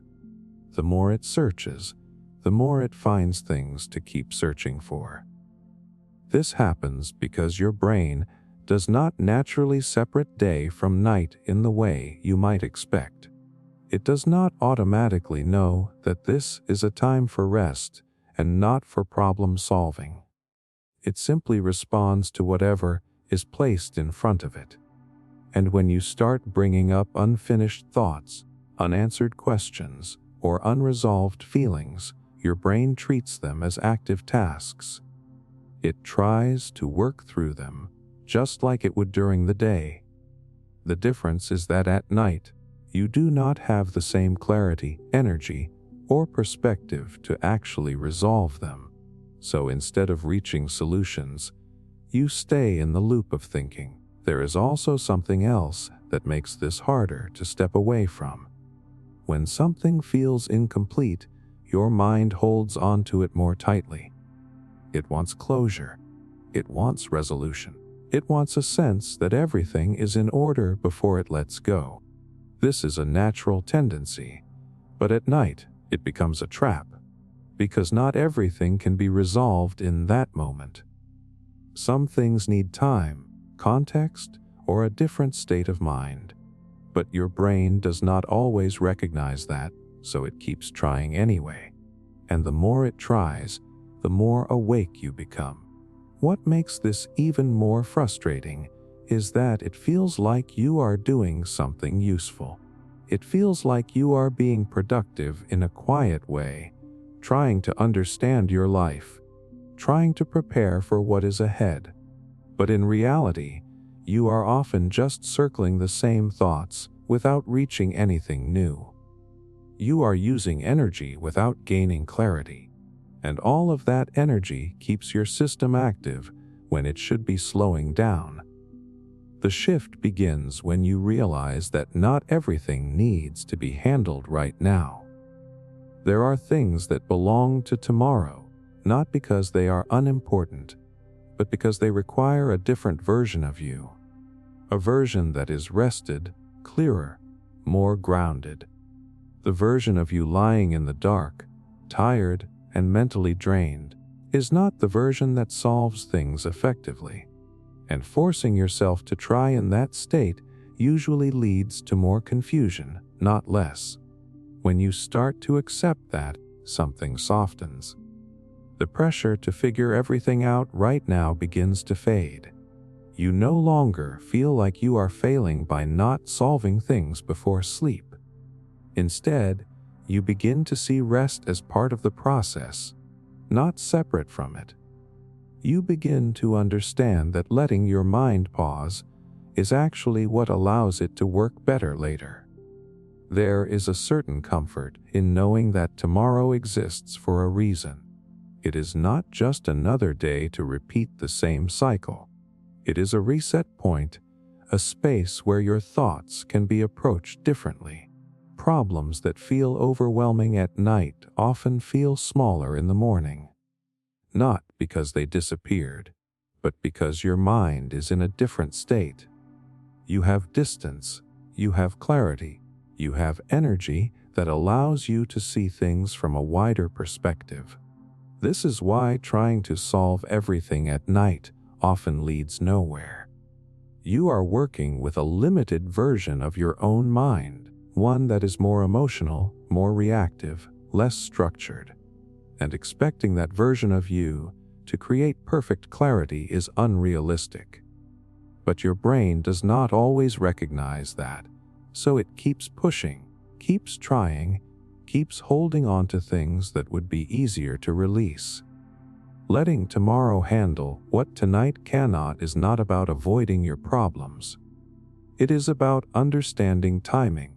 It is about recognizing that some things need the right conditions to be addressed properly, and those conditions are not always present in the quiet, tired state of the night. When you allow yourself to step away from those thoughts, even if they feel unfinished, you are not abandoning them. You are placing them somewhere safe, somewhere they can be returned to later with a clearer mind. This creates a different kind of mental space, one where you are not constantly holding on to everything at once. In that space, your mind begins to slow down. Your thoughts lose their urgency. Your body starts to relax, and sleep becomes something that can happen naturally, rather than something you are delaying by trying to do too much. There is also a quiet trust that develops when you practice this. A trust that not everything needs to be controlled in the moment. A trust that your mind will return to what matters when the time is right. A trust that you do not have to carry everything into the night with you. That trust makes it easier to let go, and letting go is what creates the conditions for rest. The next time your mind starts pulling you back into unfinished thoughts, when it tries to convince you that now is the time to solve everything, there is another way to respond. You can acknowledge the thought without following it. You can recognize that it belongs to a different moment. You can allow it to exist without turning it into something you have to complete right now. That small shift changes the entire experience, because instead of staying trapped in a loop of trying to resolve everything, you begin to step out of it. You begin to create distance between you and the pressure that was keeping you awake. And in that distance, something quiet begins to return. A sense that it is okay to pause. A sense that it is okay to rest without having everything figured out. A sense that tomorrow will still be there, ready to hold whatever you could not carry tonight. And sometimes, that is all your mind needs to finally let go. Why your brain mistakes stillness for a time to problem solve. There is a very specific moment that most people overlook, and it is the moment everything becomes still. Not just physically still, but mentally quiet in a way that removes all distractions at once. You lie down, your body stops moving, your environment settles, and suddenly, there is nothing pulling your attention outward anymore. It feels like this should be the easiest point to fall asleep, because nothing is happening, nothing is required, and there is finally space to rest. But instead of your mind slowing down, it begins to fill that space almost immediately, as if the quiet itself is a signal to start doing something. What makes this confusing is that it feels like your brain is choosing the worst possible time to become active. All day long, when you actually needed to focus, your mind might have felt scattered or distracted. But now, when there is nothing left to do, it suddenly becomes sharp, alert, and full of things to think about. It starts bringing up unfinished tasks, conversations, small details you barely noticed earlier, and even things from your past that did not seem important at the time. And instead of passing quickly, these thoughts begin to expand, connecting to other thoughts, forming patterns that keep your mind engaged. This is not your brain working against you. It is your brain responding to a very specific signal that it has learned to recognize over time. Stillness, from your brain's perspective, does not automatically mean it is time to shut down. In many cases, it means the opposite. It means there is finally space available. Throughout the day, your attention is constantly occupied. You are reacting to things, making decisions, processing information in short bursts without fully completing the process. When something is left unfinished, your brain does not forget it. It holds onto it in the background, waiting for a moment when there are no interruptions, and the night becomes that moment. When everything becomes quiet, your brain interprets that as an opportunity. It assumes that now, finally, there is enough space to go through everything it has been holding on to. It starts pulling those things forward, not randomly, but because they were never fully processed earlier. From its point of view, this is efficient. It is using the only uninterrupted time it has to organize, reflect, and make sense of things. The problem is that this process does not feel organized or helpful when you are experiencing it. It feels like overthinking. It feels like your mind is racing without direction. And because you are already tired, you do not have the same clarity or control over your thoughts that you might have during the day. So instead of neatly processing one thing at a time, your mind jumps between ideas, creating a loop that keeps you awake. There is also something important about how your brain interprets inactivity. When your body stops moving, your brain does not always associate that with rest. It often associates it with availability. You are no longer engaged in a task, so it assumes you are now free to think. And because thinking is one of its primary functions, it fills that space quickly. This is why the moment you stop doing, your mind starts doing more. It is not because it wants to keep you awake, but because it does not yet recognize that this particular kind of stillness is meant for rest. At the same time, your mental state at night makes this process feel more intense than it actually is. Your emotional sensitivity is higher, and your logical filtering is slightly reduced. That means the thoughts that come up can feel more significant, more urgent, more real than they would during the day. A small concern can feel like something that needs immediate attention. A minor detail can turn into a long chain of analysis. And because there is nothing else to balance those thoughts, they take up more space than they normally would. This creates the feeling that you need to solve something before you can rest. It does not feel like optional thinking. It feels necessary. Your mind treats these thoughts like open loops that need to be closed, like problems that need resolution. And as long as it believes that something is unresolved, it keeps working. It keeps searching for answers, trying to reach a point where everything feels complete. But that point rarely comes at night. Not because the answers do not exist, but because the state you are in is not designed for clear problem solving. You are tired, your perspective is narrower, and your mind is more reactive than reflective.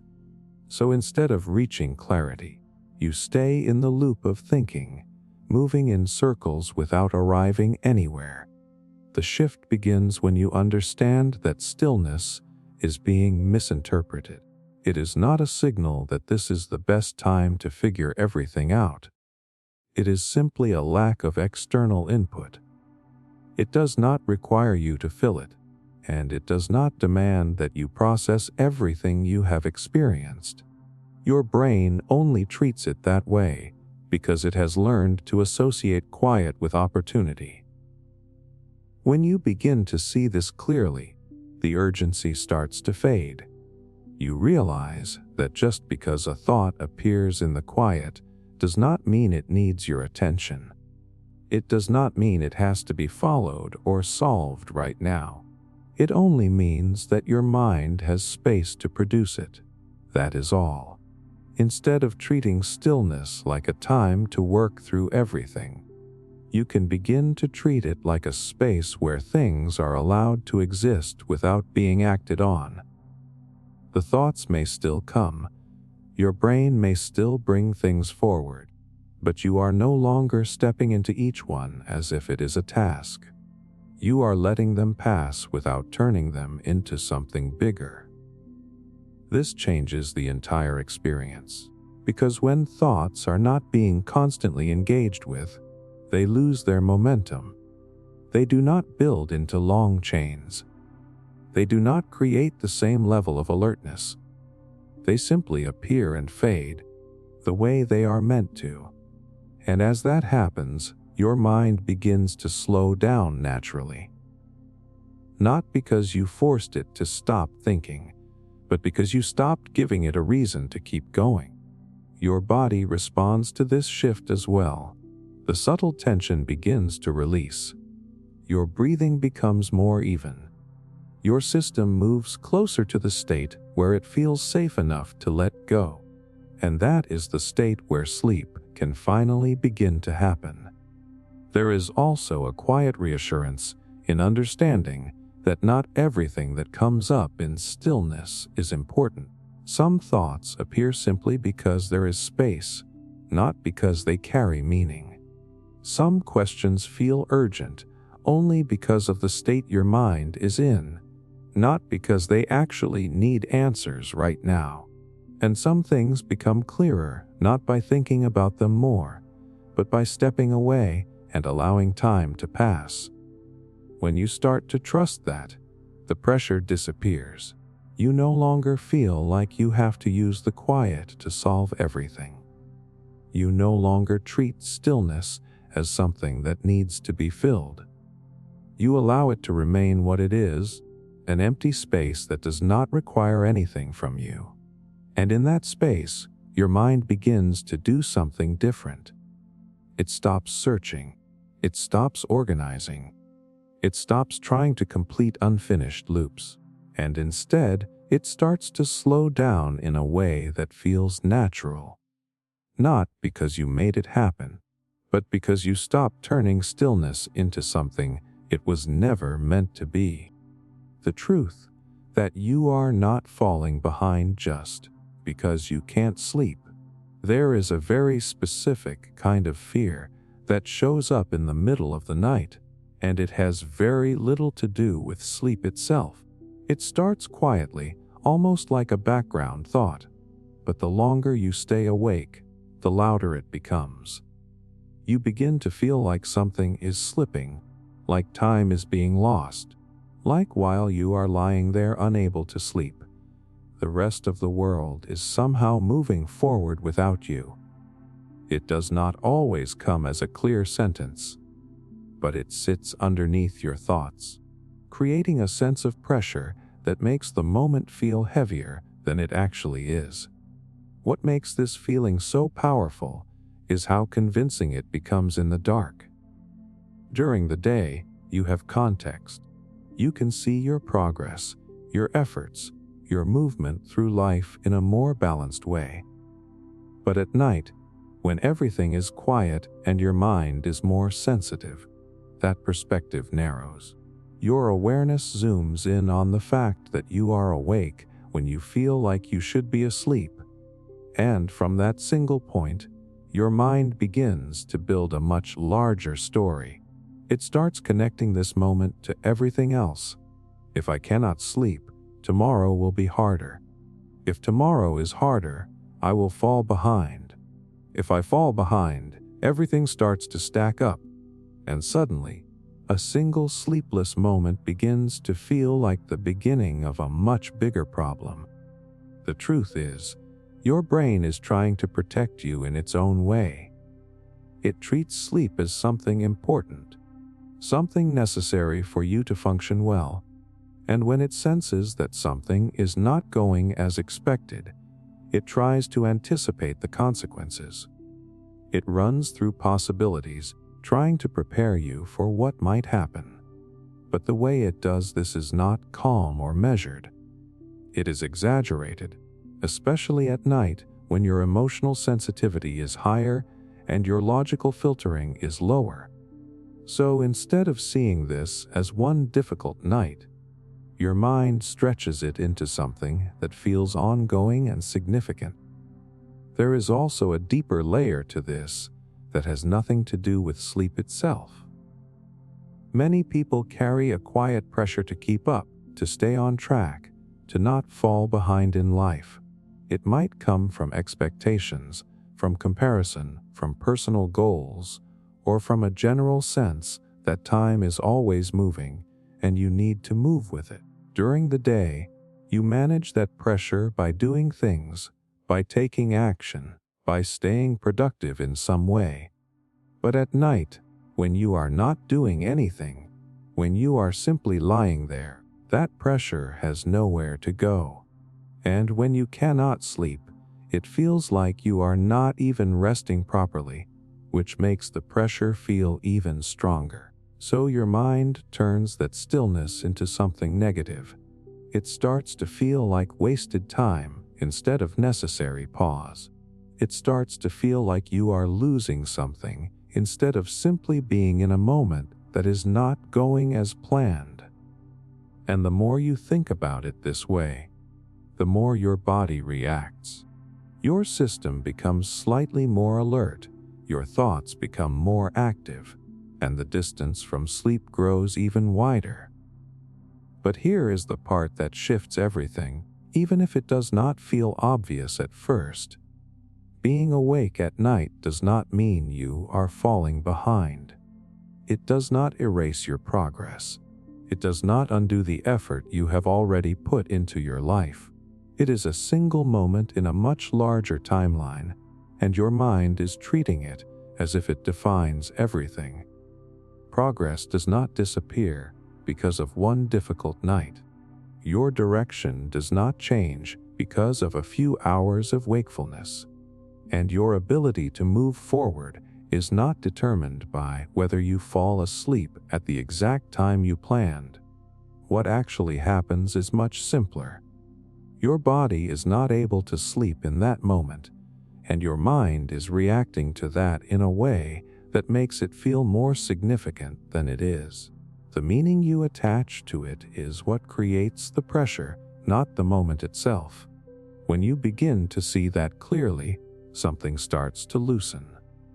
The urgency fades slightly. The feeling that you need to fix this immediately becomes less intense. And in that space, your mind begins to calm down, not because everything is suddenly perfect, but because it is no longer trying to turn this moment into something it is not. There is also a quiet understanding that begins to form when you step back from that fear. Life is not as fragile as your mind makes it seem at night.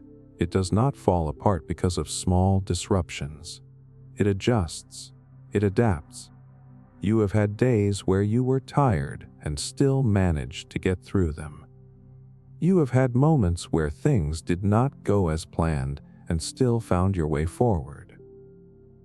This is no different, even if it feels heavier in the dark. When you allow yourself to accept that this moment does not define your progress, your body responds differently. The tension that was coming from that pressure begins to ease. Your thoughts slow down because they are no longer being pushed by the need to protect your future. And as that happens, your system moves closer to the state where rest becomes possible again. There is also something important about how you relate to time in these moments. At night, time feels more rigid, more limited, like every minute matters in a very strict way. But in reality, your life is not measured in single nights. It is measured in patterns over time. One night of less sleep does not outweigh everything else you have done. It does not shift your entire path. It is just a small variation in a much larger rhythm. When you begin to trust that, the fear loses its hold. You stop seeing the night as something that is taking something away from you, and you start seeing it as something that is simply part of being human. Not every night will go perfectly. Not every moment will align with your expectations. But that does not mean you are losing ground. And in that shift, something quiet begins to return. A sense that it is okay to be where you are, even if it is not what you planned. A sense that you do not need to rush or force anything in order to stay on track. A sense that your life is not slipping away just because this moment is not going the way you wanted. When that pressure fades, your mind no longer feels the need to stay active. It no longer feels like it has to solve something or prevent something from going wrong. It begins to settle on its own, the way it does when there is nothing pushing it forward. And that is where rest begins to find its way back. Not because you forced yourself to sleep, but because you stopped treating wakefulness like a sign that something is wrong with your life. And sometimes, that is all it takes to finally feel at ease in a moment that once felt overwhelming. Why nighttime makes you question things you're confident about by day. There is a strange shift that happens when the day turns into night, and it is not just about the light disappearing or the world becoming quiet. It is something that happens inside you, almost unnoticed at first. During the day, you can feel clear about things. You make decisions, you trust your instincts, you move through situations with a certain level of confidence that feels stable. Even when things are uncertain, there is still a sense that you can handle them. But then night comes, and that same certainty begins to feel less solid. Thoughts that felt resolved start to reopen. Decisions that felt right begin to feel questionable. And things you were completely fine with just hours ago suddenly feel like they need to be re-examined. What makes this so confusing is that nothing external has changed. Your life is the same, your circumstances are the same, the decisions you made earlier are still the same decisions. But your perception of them shifts, and it can feel like something deeper is being revealed. Like maybe you missed something during the day. Your mind starts to treat these doubts as important, as if they are signals that something is not right. And because it feels serious, you begin to engage with those thoughts more deeply, trying to understand why they are showing up now.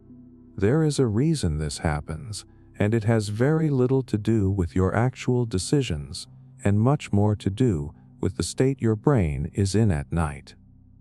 During the day, your mind is balanced by activity. You are interacting with the world, responding to real situations, receiving constant feedback that keeps your thinking grounded. That interaction helps regulate your thoughts. It gives them context, limits how far they can drift, and keeps your focus tied to what is actually happening around you. At night, that balance disappears. There is no external feedback, no real-time interaction, no immediate reality to anchor your thoughts. Your mind becomes the only thing filling that space. And when the mind operates in isolation like that, it tends to turn inward in a much deeper way. It starts exploring possibilities, questioning assumptions, and revisiting things that did not feel complete. But without the grounding influence of the outside world, those thoughts can become exaggerated. There is also a biological shift that plays a role in this. At night, your brain becomes more emotionally sensitive and less logically structured. This does not mean you lose your ability to think clearly, but it does mean your thoughts are more influenced by feeling than by balanced reasoning. A small doubt can feel much bigger. A minor uncertainty can feel like a major issue.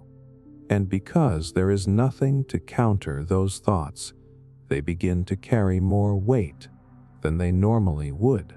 This is why something that felt completely fine during the day can suddenly feel uncertain at night. It is not that your daytime confidence was false. It is that your nighttime perspective is distorted by the state your mind is in. But in the moment, it does not feel like distortion. It feels like discovery. It feels like you are uncovering something important that you did not notice before. And that is where the cycle begins. Because once your mind believes that these thoughts are important, it starts trying to solve them. It revisits decisions, replays conversations, questions intentions, and searches for clarity. But instead of finding clear answers, it often creates more questions. Each thought leads to another, and the deeper you go, the more uncertain everything can start to feel. The problem is not that you are thinking. The problem is the environment in which that thinking is happening. At night, your mind does not have the same tools it has during the day. It does not have context, feedback, or balance. It is working in isolation, and in that isolation, it tends to magnify uncertainty rather than resolve it. This is why trying to reach clear conclusions at night often leads nowhere. You are using a version of your mind that is more sensitive, more reactive, and less grounded. It is not designed for making final judgments or decisions. It is designed to process loosely, to wander, to slow down. But when you treat it like a problem-solving tool in that state, it keeps going without arriving at anything solid. The shift begins when you recognize that these nighttime doubts are not reliable indicators of truth. They are reflections of your mental state, not reflections of your actual situation. Just because a thought feels real does not mean it is accurate. Just because a doubt appears does not mean it needs to be resolved immediately. When you begin to see this clearly, the urgency fades. You no longer feel like you have to engage with every thought as if it is important. You can notice the doubt without following it, recognize it without turning it into a problem to solve, and that changes how your mind responds. Instead of building on those thoughts, your mind begins to let them pass. They may still appear, but they do not expand in the same way. They do not pull you into long loops of analysis. They simply come and go, the way thoughts are meant to. There is also a quiet reassurance in remembering how different things feel in the morning. Thoughts that seemed heavy at night often feel lighter. Questions that felt urgent often feel less important. Decisions that felt uncertain often feel clear again. Not because anything changed, but because your mind returned to a more balanced state. That contrast itself is a reminder. The night changes how things feel, not necessarily what is true. When you trust that, you stop trying to resolve everything in the dark. You allow thoughts to remain unfinished without feeling like you are ignoring something important. You give yourself permission to wait, to let clarity return in its own time rather than forcing it out of a state that cannot provide it. And in that shift, your mind begins to slow down. The need to question everything fades. The pressure to find answers disappears. And the quiet that once felt overwhelming becomes something softer, something that no longer demands your attention in the same way. Because sometimes, the most important thing to understand is not the thought itself, but the state in which it appears. And once you see that clearly, the hold those nighttime doubts have on you begins to loosen, making space for rest to come back naturally. The calming reminder that your body knows how to sleep without pressure. There is a moment that happens almost every night where something subtle shifts inside you, and most of the time you do not even notice when it begins. You lie down with the simple intention to rest, but somewhere along the way, that intention quietly turns into effort. It is no longer just about lying there and letting sleep come. It becomes about making sleep happen. You start paying attention to whether it is working, whether you are getting closer, whether your body is doing what it is supposed to do. And without realizing it, you move from a state of allowing into a state of trying. What makes this shift so powerful is that it feels responsible. It feels like you are doing the right thing by trying to sleep, by focusing on it, by wanting it to happen. But the moment effort enters the picture, your body responds differently. Instead of relaxing, it becomes slightly more alert. Not in a dramatic way, not in a way that feels like stress, but in a subtle tightening, a quiet awareness that something is being expected, and that expectation changes the entire experience. Your body does not treat sleep the way it treats other tasks. It does not respond to pressure by performing better. It does not speed up because you want it to. In fact, it does the opposite. The more you try to control the process, the more your system holds back, because sleep is not something your body produces under demand. It is something it allows when the conditions feel safe and unforced. There is a reason for this that goes deeper than simple habit. Sleep requires your system to let go of control completely.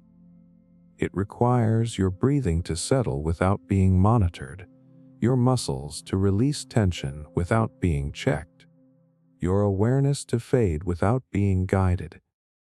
And the moment you start watching those things, even with the intention of helping them, you keep a part of your mind active. You stay slightly involved in a process that only works when you are no longer involved at all. This is why trying to relax often feels like it does not work, because underneath the attempt to relax is still a form of control. You are trying to reach a certain state, trying to feel a certain way, trying to make something happen, and your brain interprets that as effort. It treats it as something important, something that needs attention. So instead of shutting down, it stays engaged, trying to help you succeed at the task you have created. At the same time, there is often a layer of pressure that builds without you fully noticing it. You begin to think about how much sleep you need, how tomorrow will feel if you do not get enough rest, how important it is that you fall asleep soon. These thoughts may seem practical, but they create urgency, and urgency signals to your nervous system that this moment matters. It tells your body to stay alert, to stay aware, to not fully let go yet. And so you end up in a situation where you are asking your body to do something while also creating the exact conditions that prevent it from happening. But here is the part that begins to shift everything, even if it feels almost too simple at first. Your body already knows how to sleep. It has always known. Long before you started thinking about it, long before you tried to control it, sleep was something that happened naturally, without effort, without instruction, without pressure. It is not a skill you need to relearn or improve. It is a process that is already built into you. The only thing that changes is the environment you create around it. When there is no pressure, no urgency, no sense that something needs to be achieved, your body moves towards sleep on its own. Your breathing slows without being guided. Your muscles soften without being told. Your thoughts begin to drift without being controlled. It is not something you do. It is something that unfolds when nothing is interfering with it. Think about the times when you have fallen asleep without trying. Maybe you were watching something, listening to something, or just lying there without any strong intention. Sleep came quietly, almost unexpectedly, without you noticing the exact moment it happened. That is how your body prefers to do it. Not through effort, but through absence of effort. What often gets in the way is the belief that you need to help the process along. That you need to do something to make it happen faster or more effectively. But that belief creates a loop where the more you try to help, the more you stay involved, and the more involved you are, the harder it is for your body to take over. The shift is not about doing something new. It is about removing what is already there. Removing the pressure, the monitoring, the constant checking to see if it is working. Allowing yourself to lie there without turning it into a task. Letting the moment exist without expecting it to change immediately. This does not mean your mind will suddenly become quiet. Thoughts may still come and go. Your awareness may still be present. But the difference is that you are not engaging with those thoughts as part of a process. You are not using them to measure whether you are getting closer to sleep. You are simply allowing them to pass without turning them into something that needs attention. As that happens, your system begins to shift on its own. The subtle tension that was coming from effort starts to release. Your breathing becomes more natural. Your body feels less like it is being managed and more like it is being allowed to settle. And in that state, sleep becomes possible again. There is also a quiet kind of trust that begins to build when you stop trying to control the process. A trust that your body will do what it has always done. A trust that you do not need to force anything for rest to happen.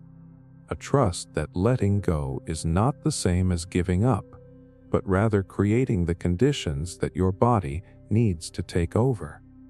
When that trust is present, the urgency fades.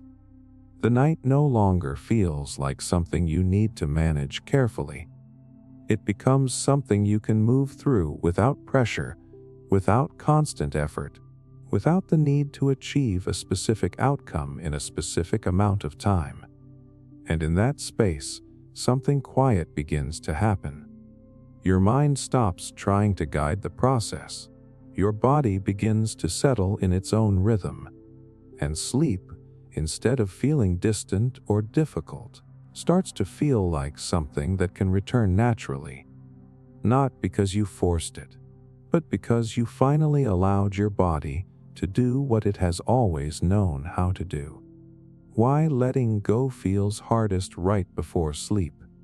There is a very specific resistance that shows up right before sleep, and it can feel confusing because it happens at the exact moment when you are trying to relax the most. You lie down, your body is tired, your eyes are heavy, and yet something inside you does not fully let go. It is subtle at first, almost like a quiet holding on. But the more you notice it, the clearer it becomes that your mind is not ready to release control. It keeps thinking, keeps checking, keeps staying just aware enough to prevent that final shift into sleep. What makes this moment so frustrating is that it feels like you are so close. Your body wants rest, your environment is calm, there is nothing left to do, and still, something inside you resists. It can feel like your mind is working against you, like it is choosing to stay awake when all you want is to drift off. But that resistance is not random, and it is not a failure on your part. It is coming from a very natural part of how your brain is designed to function. Letting go, especially at night, is not just about closing your eyes and falling asleep. It is about releasing control in a way that your mind is not always comfortable with. Throughout the day, your brain is constantly engaged in managing things. It is making decisions, tracking what matters, solving problems, and keeping you aware of your surroundings. That sense of control becomes familiar, even necessary. It helps you feel stable, prepared, and safe as you move through the world. When you lie down to sleep, you are asking your mind to do the opposite of what it has been doing all day. You are asking it to stop managing, stop tracking, stop holding on to things, and allow awareness to fade. From your perspective, that feels like rest. But from your brain's perspective, it can feel like a sudden drop in control. And your brain does not always let go of control easily, especially if it senses that something is unfinished, uncertain, or still important. This is why your thoughts often become more active right before sleep. It is not because your brain suddenly has more to say. It is because it is trying to complete things before letting go. It brings up reminders, questions, small details, anything that feels unresolved, as if it is trying to clear everything out before it allows itself to rest. It is like a final check, a last attempt to make sure nothing important is being missed. At the same time, there is a deeper layer of awareness that becomes more noticeable in this moment. As your body begins to relax, your mind becomes more aware of the transition itself.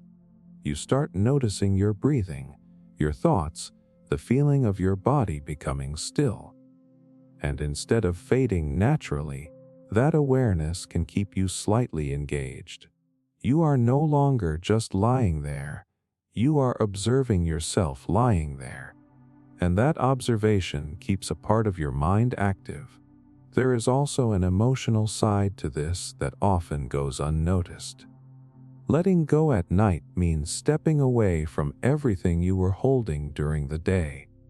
It means releasing your plans, your responsibilities, your sense of control over what happens next. For some people, even if they are not fully aware of it, that can feel uncomfortable. It can create a subtle hesitation, a feeling that something needs to be held onto just a little longer. This is especially true if there is anything unresolved or uncertain in your life. Your mind may not trust that it is safe to fully let go yet. It may feel like there is something that still needs attention, something that should be figured out before you rest. And even if that thought is not clear or direct, it can still influence how your body responds. It keeps you slightly alert, slightly engaged, just enough to delay sleep. What makes this even more intense is that the closer you get to sleep, the more you notice the gap between being awake and letting go. And when you notice that gap, it can create a kind of pressure. You start thinking about whether it is happening yet, whether you are doing it right, whether you are about to fall asleep. And that thinking pulls you back into awareness, making it harder to cross that threshold. The shift begins when you understand that this resistance is not something you need to fight. It is not a problem that needs to be solved. It is simply your mind holding on to control a little longer, because that is what it is used to doing. And the more you try to force it to let go, the more it holds on, because forcing is still a form of control, and your brain responds to that by staying active. Instead of trying to push yourself into sleep, there is a quieter approach. Allow the resistance to be there without reacting to it. Notice that your mind is still active without trying to shut it down. Let your thoughts come and go without following them, without turning them into something that needs to be completed. In doing this, you are not forcing your mind to let go. You are giving it space to relax on its own. There is also something important about trust in this process. Trusting that your body knows how to cross that threshold without your help. Trusting that you do not need to guide every step of the transition. The more you trust that, the less you feel the need to stay involved, and the easier it becomes for your system to move towards sleep naturally. Over time, that moment right before sleep begins to feel different. It no longer feels like a point of struggle or resistance. It becomes a gentle transition, something that happens without effort, without pressure. Your awareness fades not because you forced it to, but because you stopped holding on to it. And that is the quiet truth behind why letting go feels hardest right before sleep. It is not because you are doing something wrong. It is because you are standing at the edge of a state that requires you to release control completely. And once you stop trying to manage that process, your mind begins to follow your body into rest, the way it was always meant to. The subtle healing that happens even during restless nights. There is a certain kind of disappointment that creeps in when you realize the night is not going the way you hoped. You lie there, aware that sleep is not coming easily, and almost immediately your mind labels the entire experience as a failure.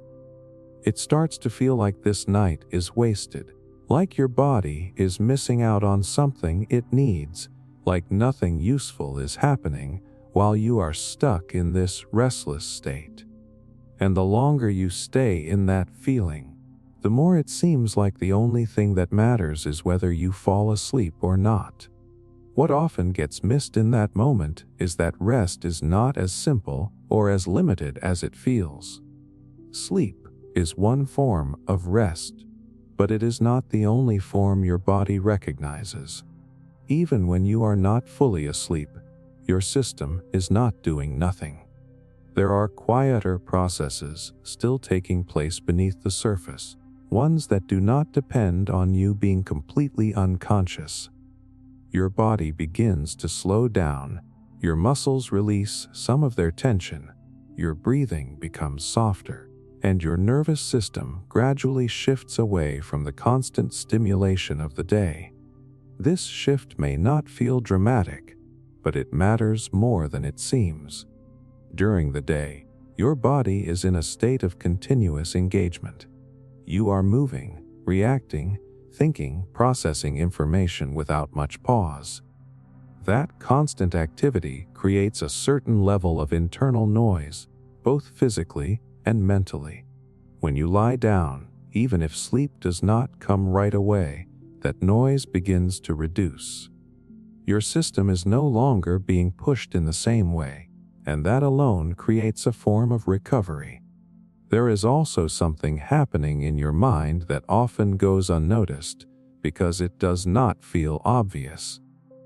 When you are lying in the quiet, your brain starts to process things in a different way than it does during the day.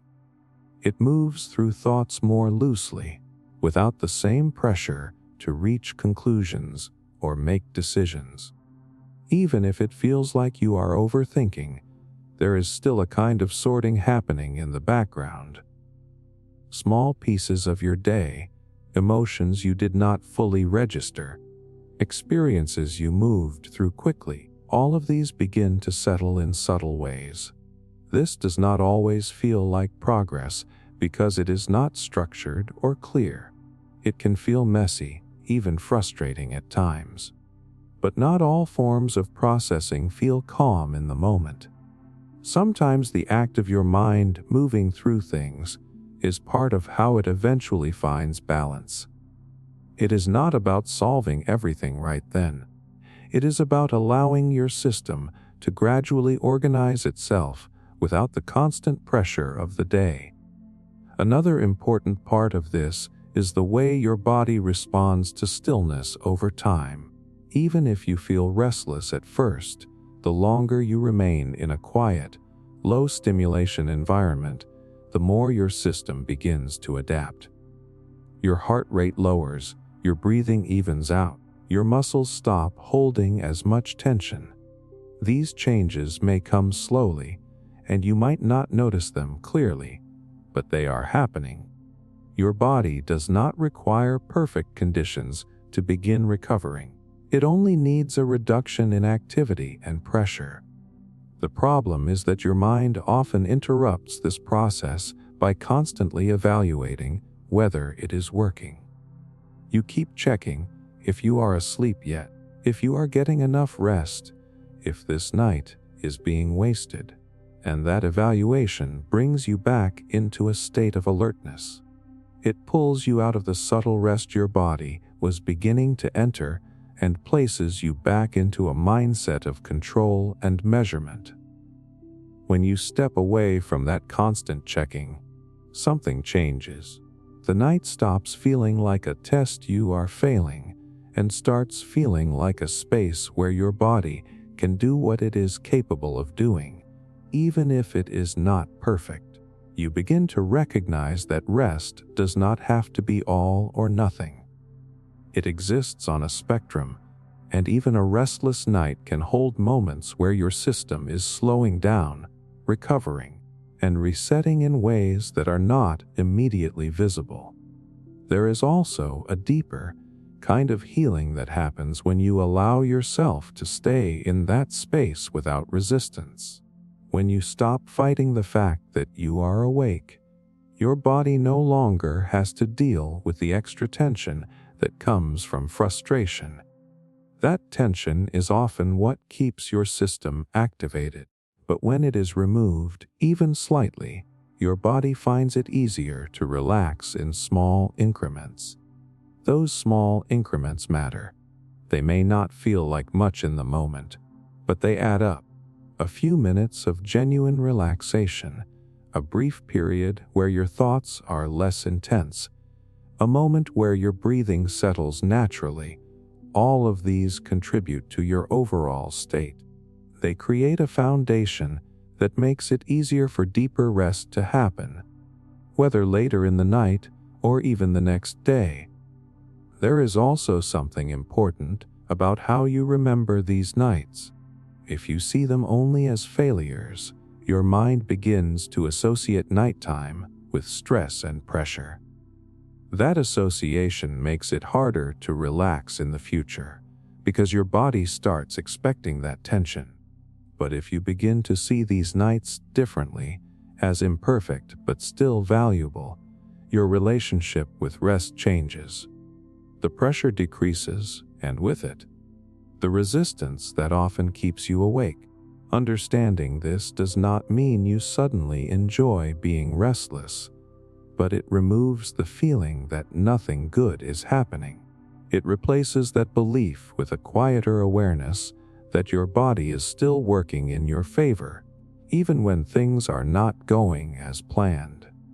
And in that awareness, something softens. You stop trying to force the night into a specific outcome. You stop measuring every moment against the idea of perfect sleep. You allow the experience to be what it is, without turning it into something negative.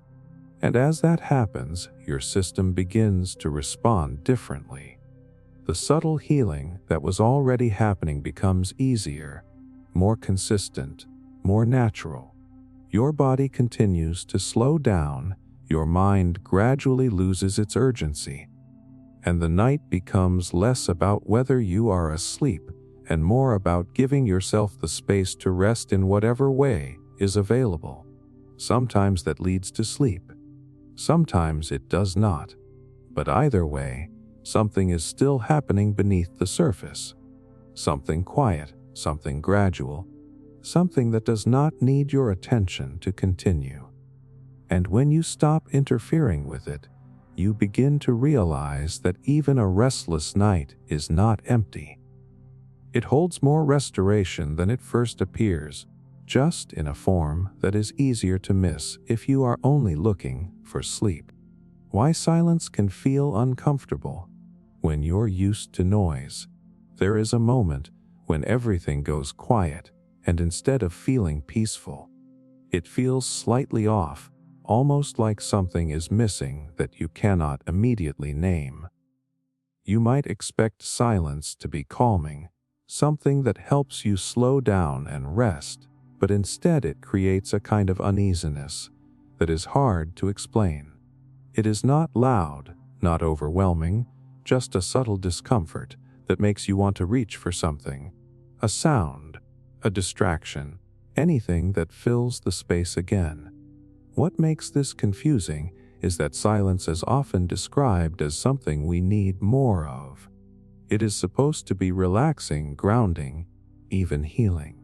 But when you are used to constant noise, whether it is music, conversations, notifications, or just the background activity of daily life, silence can feel unfamiliar, and unfamiliar does not always feel safe to the brain.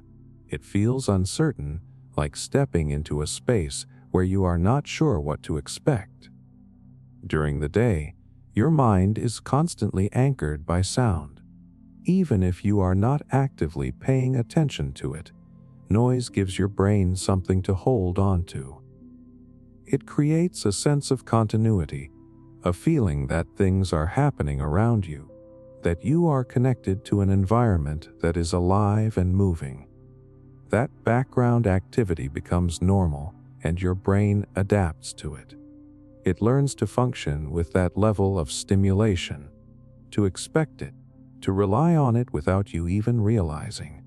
So when that noise disappears, your brain notices immediately. It is not just the absence of sound, it is the absence of something it has learned to associate with normalcy. And in that absence, your awareness shifts inward. Instead of focusing on what is happening around you, your attention turns toward what is happening inside you. Your thoughts become more noticeable. Your feelings become clearer. Even small sensations in your body stand out more than they usually would.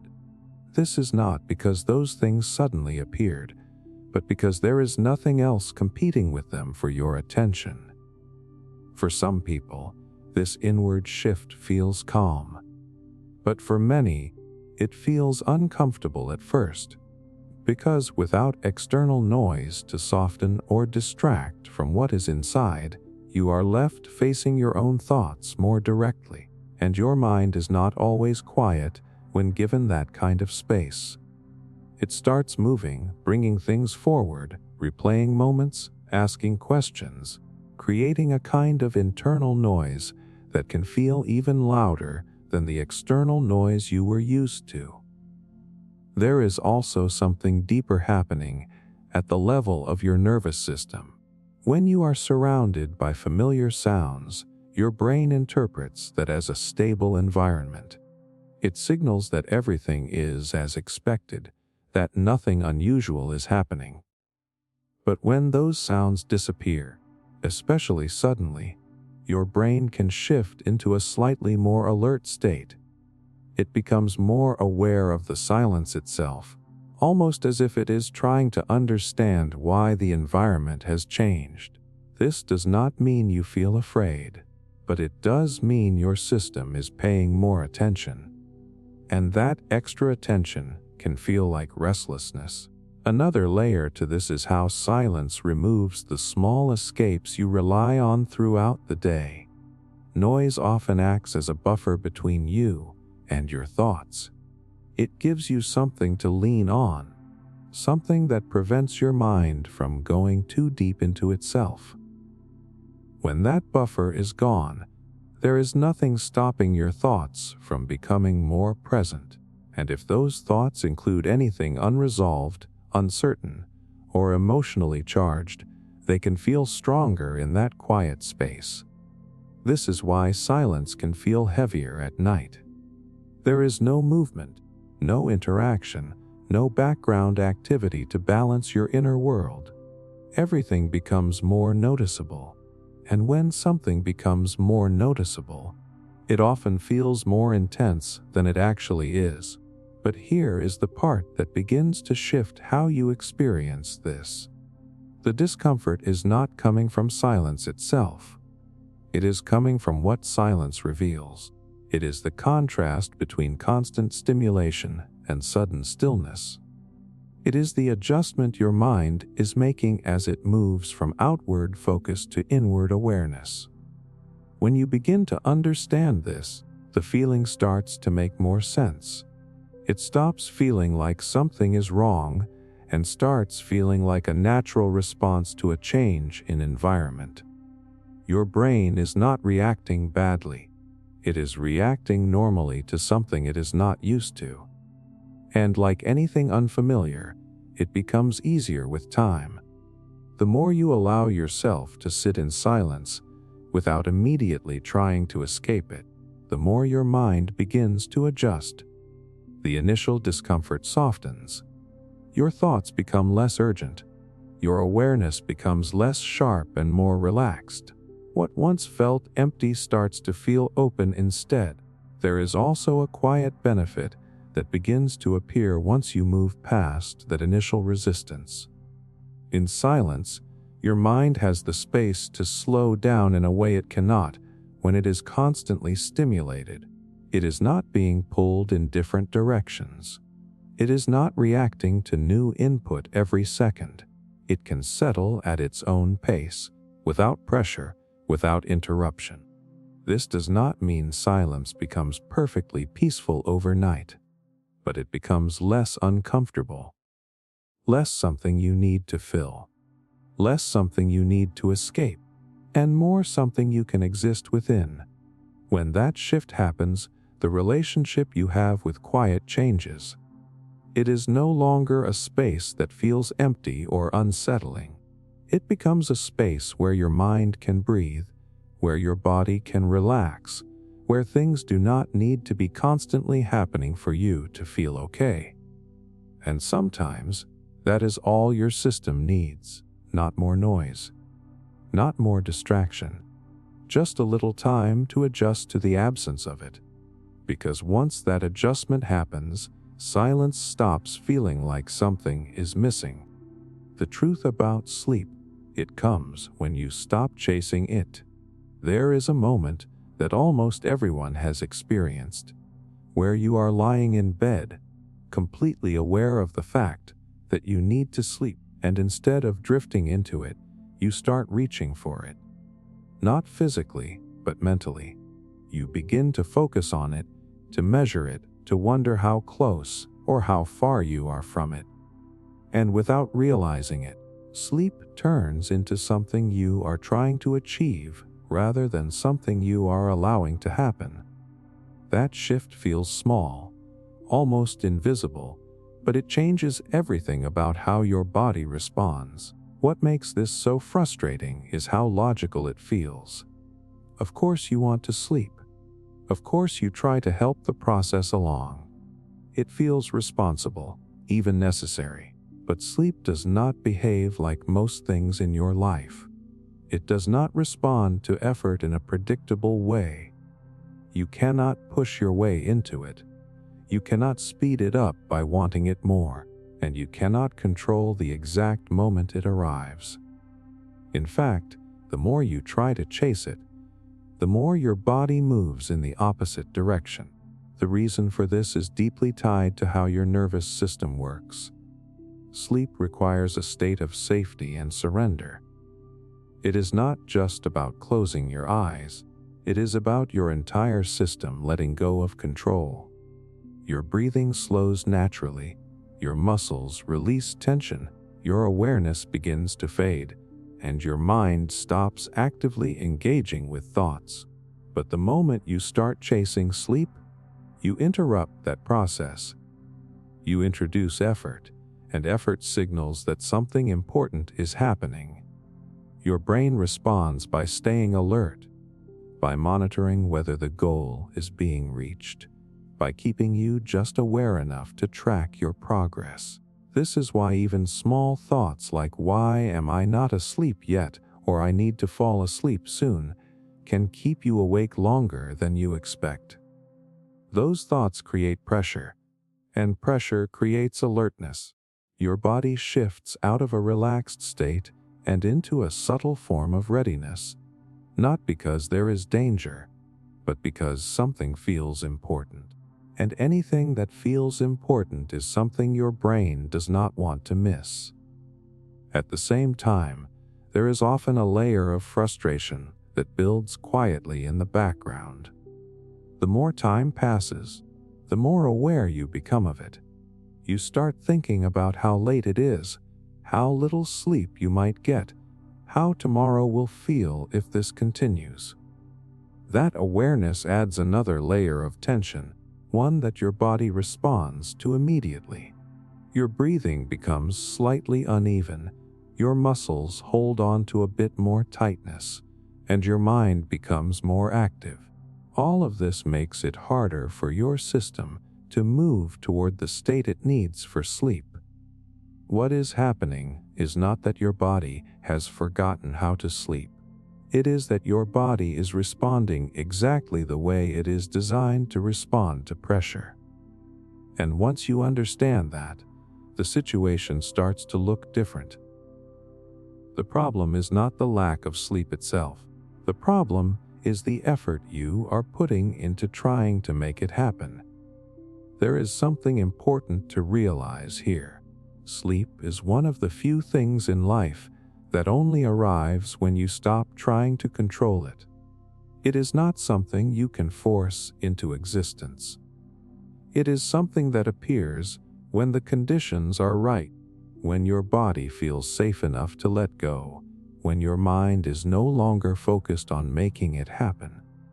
Think about the times when sleep came easily. You were not chasing it. You were not measuring it. You were not trying to figure out if it was working. You were simply lying there, maybe thinking lightly, maybe not thinking much at all.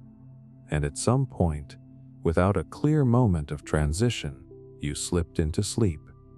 That is how it naturally works. It arrives when your attention is no longer fixed on it. But when you chase it, you keep your attention locked onto the process. You keep checking, evaluating, adjusting. You stay mentally involved in something that requires you to step back completely. And that involvement is what keeps you awake. The shift begins when you stop treating sleep like something you need to catch. Instead of trying to reach it, you begin to create space for it. You let your body lie there without asking it to do anything specific. You let your thoughts come and go without turning them into a problem. You allow time to pass without constantly measuring it. This does not mean your mind will suddenly become silent. Thoughts will still appear, your awareness may still be there, but the difference is that you are not engaging with those thoughts in a way that keeps you alert. You are not using them to track your progress. You are simply allowing them to exist without turning them into something important. As that happens, your system begins to change on its own. The tension that was created by effort starts to fade. Your breathing becomes more even. Your body feels less like it is being managed and more like it is being allowed to settle. And in that state, sleep becomes possible again. There is also something deeply calming about realizing that you do not have to make this happen. Your body already knows what to do. It has done it countless times without your help. The only thing it needs is the absence of interference, the absence of pressure, the absence of the constant need to control the process.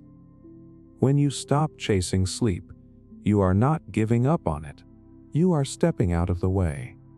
You are allowing your body to return to a process that is already built into it. And that shift changes the entire experience. The night no longer feels like something you have to manage or solve. It becomes something you can move through without resistance. And in that space, something quiet begins to happen. Your mind loses its urgency. Your body finds its natural rhythm. The gap between being awake and being asleep becomes less noticeable. And without you forcing it, without you reaching for it, sleep begins to come closer. Not because you finally figured out how to get it, but because you stopped holding onto it so tightly that it had nowhere to land. Why you remember embarrassing moments right before bed? It always seems to happen at the worst possible time. You are finally lying down, the day is over, your body is still, and out of nowhere, a memory shows up. Not a useful one, not something you need to act on, but something small and uncomfortable. Maybe it is something you said years ago, something awkward, something that made you feel exposed for a second. And suddenly, in the quiet of the night, it feels bigger than it ever did in the moment. It feels sharper, more vivid, almost like it just happened again. What makes this so strange is that during the day, these memories rarely bother you. They might not even cross your mind at all. You move through your day focused on what is in front of you, reacting to things, staying engaged with the present. But at night, when everything slows down, your mind starts reaching backward instead of forward. It begins pulling things out of storage, things you did not ask for, things that feel completely unnecessary to revisit. It can feel like your brain is working against you, like it is choosing the most uncomfortable memories just to make the moment harder. But there is actually a reason this happens, and it is not about punishing you or making you feel worse. It is about how your brain processes social experiences and unresolved emotions. During the day, your attention is limited. You cannot fully process everything that happens, especially moments that carry a slight emotional charge. If something awkward or embarrassing happens, you might brush it off quickly, move on, or distract yourself with something else. But your brain does not always let those moments go completely. It stores them, not because they are important in a big sense, but because they carry social meaning. Human brains are highly sensitive to social situations. Even small moments of embarrassment can get tagged as something worth remembering, not because they define you, but because your brain is wired to learn from them. It is trying to help you avoid similar situations in the future. So instead of discarding those moments, it holds onto them in the background. At night, when there are no distractions left, your brain finally has the space to go through what it has been holding. It starts sorting, reviewing, and sometimes replaying moments that felt incomplete. And embarrassing memories often fall into that category because they carry a feeling that was never fully processed. You may have moved on quickly at the time, but your brain still sees it as something worth examining. There is also something important about how your mind behaves in the dark. At night, your emotional sensitivity is higher and your logical filtering is lower. That means when a memory appears, you do not just see it as a neutral event. You feel it more. The embarrassment feels stronger, the awkwardness feels more intense, and the moment feels more significant than it actually is. A small memory can suddenly feel like a big mistake. And because it feels intense, your mind treats it like something important. It starts analyzing it, replaying it, trying to understand it, almost as if there is something to fix or learn right now. But instead of reaching a conclusion, it often just loops. You replay the moment, you react to it, and then it comes back again, slightly altered, slightly sharper, keeping your mind active when it should be slowing down. There is also a deeper layer to this that has to do with identity. Embarrassing moments often touch on how you see yourself and how you believe others see you. Even if the moment was small, it can trigger a thought like, "Why did I do that?" or "What did they think of me?" And at night, when your mind is more inward focused, those questions can feel heavier than they actually are. But here is the part that changes how you experience this. Your brain is not bringing these memories up because they are still important. It is bringing them up because they were never fully settled. There is a difference. A memory can feel unresolved without actually needing resolution. It can appear simply because your mind has space, not because it requires action. But at night, that distinction becomes blurred. It feels like if something is coming up, it must mean something. When you begin to understand this, the urgency starts to fade. You realize that just because a memory appears does not mean it needs to be analyzed or fixed. It does not mean you need to go back and make sense of it. It only means your brain is doing a kind of mental housekeeping, sorting through things it has stored. Instead of engaging with the memory, you can allow it to pass without reacting to it. You can notice it without turning it into a problem. That does not make it disappear instantly, but it changes how it behaves. Without your attention, it loses its intensity. It becomes just another thought passing through rather than something that pulls you in.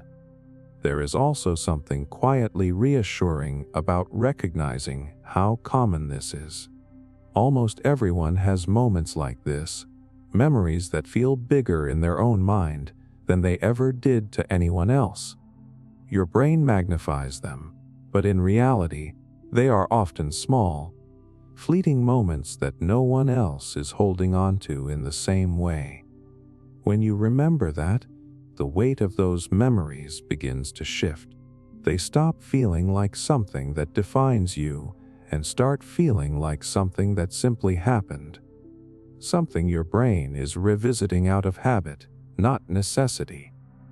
And in that shift, your mind begins to relax. The need to replay, to analyze, to fix starts to fade. The memory may still appear, but it does not hold you in the same way.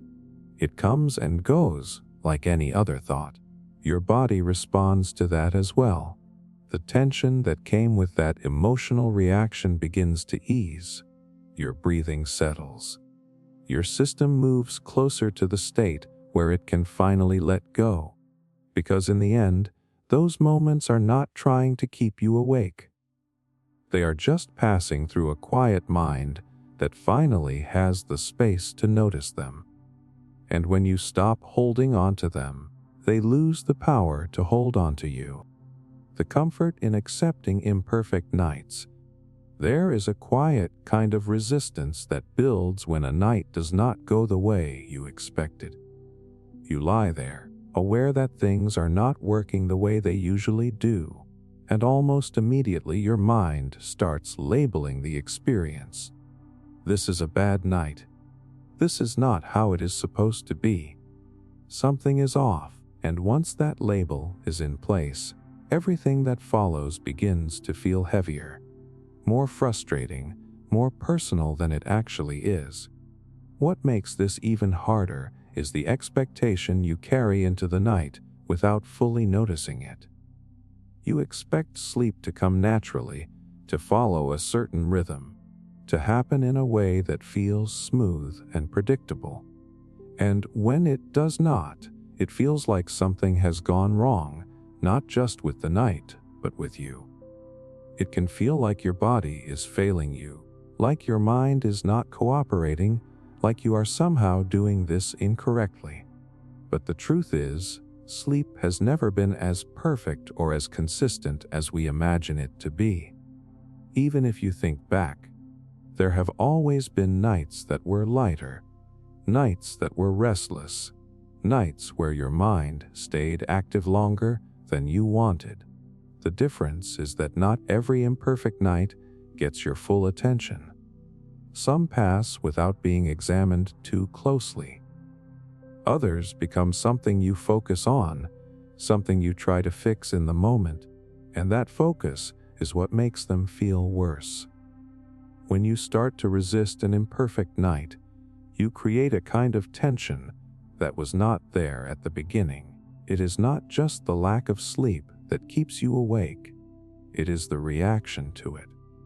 The frustration, the checking, the constant awareness that this is not going well. That reaction keeps your mind engaged. It turns the night into something you are trying to correct instead of something you are simply experiencing. There is also a deeper layer to this that often goes unnoticed. Many people tie their sense of control to how well they sleep. When sleep is easy, it feels like things are working the way they should. When it is not, it can feel like something is slipping. That feeling of losing control creates subtle pressure, and that pressure makes it harder for your body to relax. But here is the shift that changes everything, even if it feels small at first. Not every night needs to be perfect for your body to function well. Not every night needs to follow a clear pattern for your life to stay on track. Imperfect nights are not interruptions to your progress.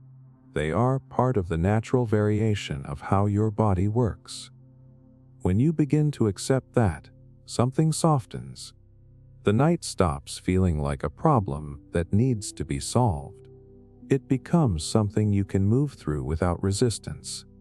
Acceptance does not mean you suddenly enjoy being awake. It does not mean you stop wanting sleep. It simply means you stop fighting the reality of the moment. You stop turning it into something bigger than it is. You allow the night to be what it is without adding extra pressure on top of it. And that changes how your body responds. When there is no longer a need to fix the situation, your system begins to settle on its own. The tension that was coming from frustration starts to fade. Your thoughts become less urgent because they are no longer being pushed by the idea that something is wrong. Your breathing becomes more steady, your muscles release some of the tightness, and your body moves closer to a state where rest can happen naturally. There is also something quietly comforting about recognizing that one imperfect night does not define anything. It does not determine how tomorrow will go. It does not erase your ability to function, to think, to move through your day. Your body is far more adaptable than your mind gives it credit for. It knows how to adjust, how to compensate, how to carry you through even when things are not ideal. When you trust that, the fear around imperfect nights begins to fade. You stop seeing them as something that will ruin everything, and you start seeing them as something temporary, something that will pass without needing your constant attention. This shift also changes how you experience the night itself. Instead of constantly checking the time, measuring how much sleep you are getting or not getting, you allow time to move without tracking it. You stop turning every minute into something that needs to be evaluated, and in that space, your mind begins to quiet down. It does not happen all at once, but gradually. The thoughts lose their intensity, the urgency fades, the feeling that something needs to be done disappears, and what is left is a kind of calm that was always available but hidden under the pressure to make the night perfect. There is also a deeper understanding that begins to form when you accept imperfection in this way. You start to see that sleep is not something you can fully control. It is something your body moves in and out of based on many factors, some of which are outside your awareness. Trying to control it too tightly only creates more resistance. But when you allow for variation, when you make space for nights that are not ideal, you remove that resistance. You give your body the freedom to find its own rhythm again, without being pushed or judged. And in that freedom, something shifts. Your mind stops treating the night like a test. Your body stops responding to pressure. And rest, even if it is not perfect, begins to feel more accessible. Because the moment you stop demanding a perfect night is often the moment the night becomes easier to move through. Not because everything suddenly changes, but because you are no longer working against what is already happening. And sometimes that quiet acceptance is what creates the exact conditions your body needs to finally let go and rest. Why your thoughts feel more personal and intense after dark. There is a very specific shift that happens after dark, and it is not just about the world becoming quiet. It is about your mind losing the structure that usually keeps your thoughts balanced. During the day, your thinking is constantly shaped by what is happening around you. You are talking, reacting, making decisions, moving from one moment to the next, and all of that creates a kind of natural interruption. A thought may appear, but it rarely stays long enough to grow into something bigger. Something else always comes in and redirects your attention, and that keeps your thoughts from becoming too intense or too personal. At night, that entire system disappears. When you lie down and everything slows, your attention has nowhere to go except inward. There are no conversations to respond to, no tasks to complete, no external distractions strong enough to compete with what is happening inside your mind. And in that stillness, your thoughts begin to behave differently. They do not just pass through anymore. They stay longer, they expand more, and they begin to feel more significant simply because they are no longer being interrupted. What makes this shift so powerful is not just that you are thinking more, but that your thoughts start to feel closer to you. During the day, there is a natural distance between you and what you think. At night, that distance fades. A thought does not feel like something passing through your mind. It starts to feel like something that belongs to you, something that says something about you. A small memory can begin to feel like a reflection of your identity. A simple doubt can start to feel like a deeper truth. This is where the intensity begins to build. Because when a thought feels personal, it becomes harder to ignore. It no longer feels optional. It feels important. It feels like something you need to understand or resolve. And because of that, you give it more attention. You start analyzing it, replaying it, trying to make sense of it. And the more you do that, the more it grows. What makes this even more convincing is that it feels like clarity.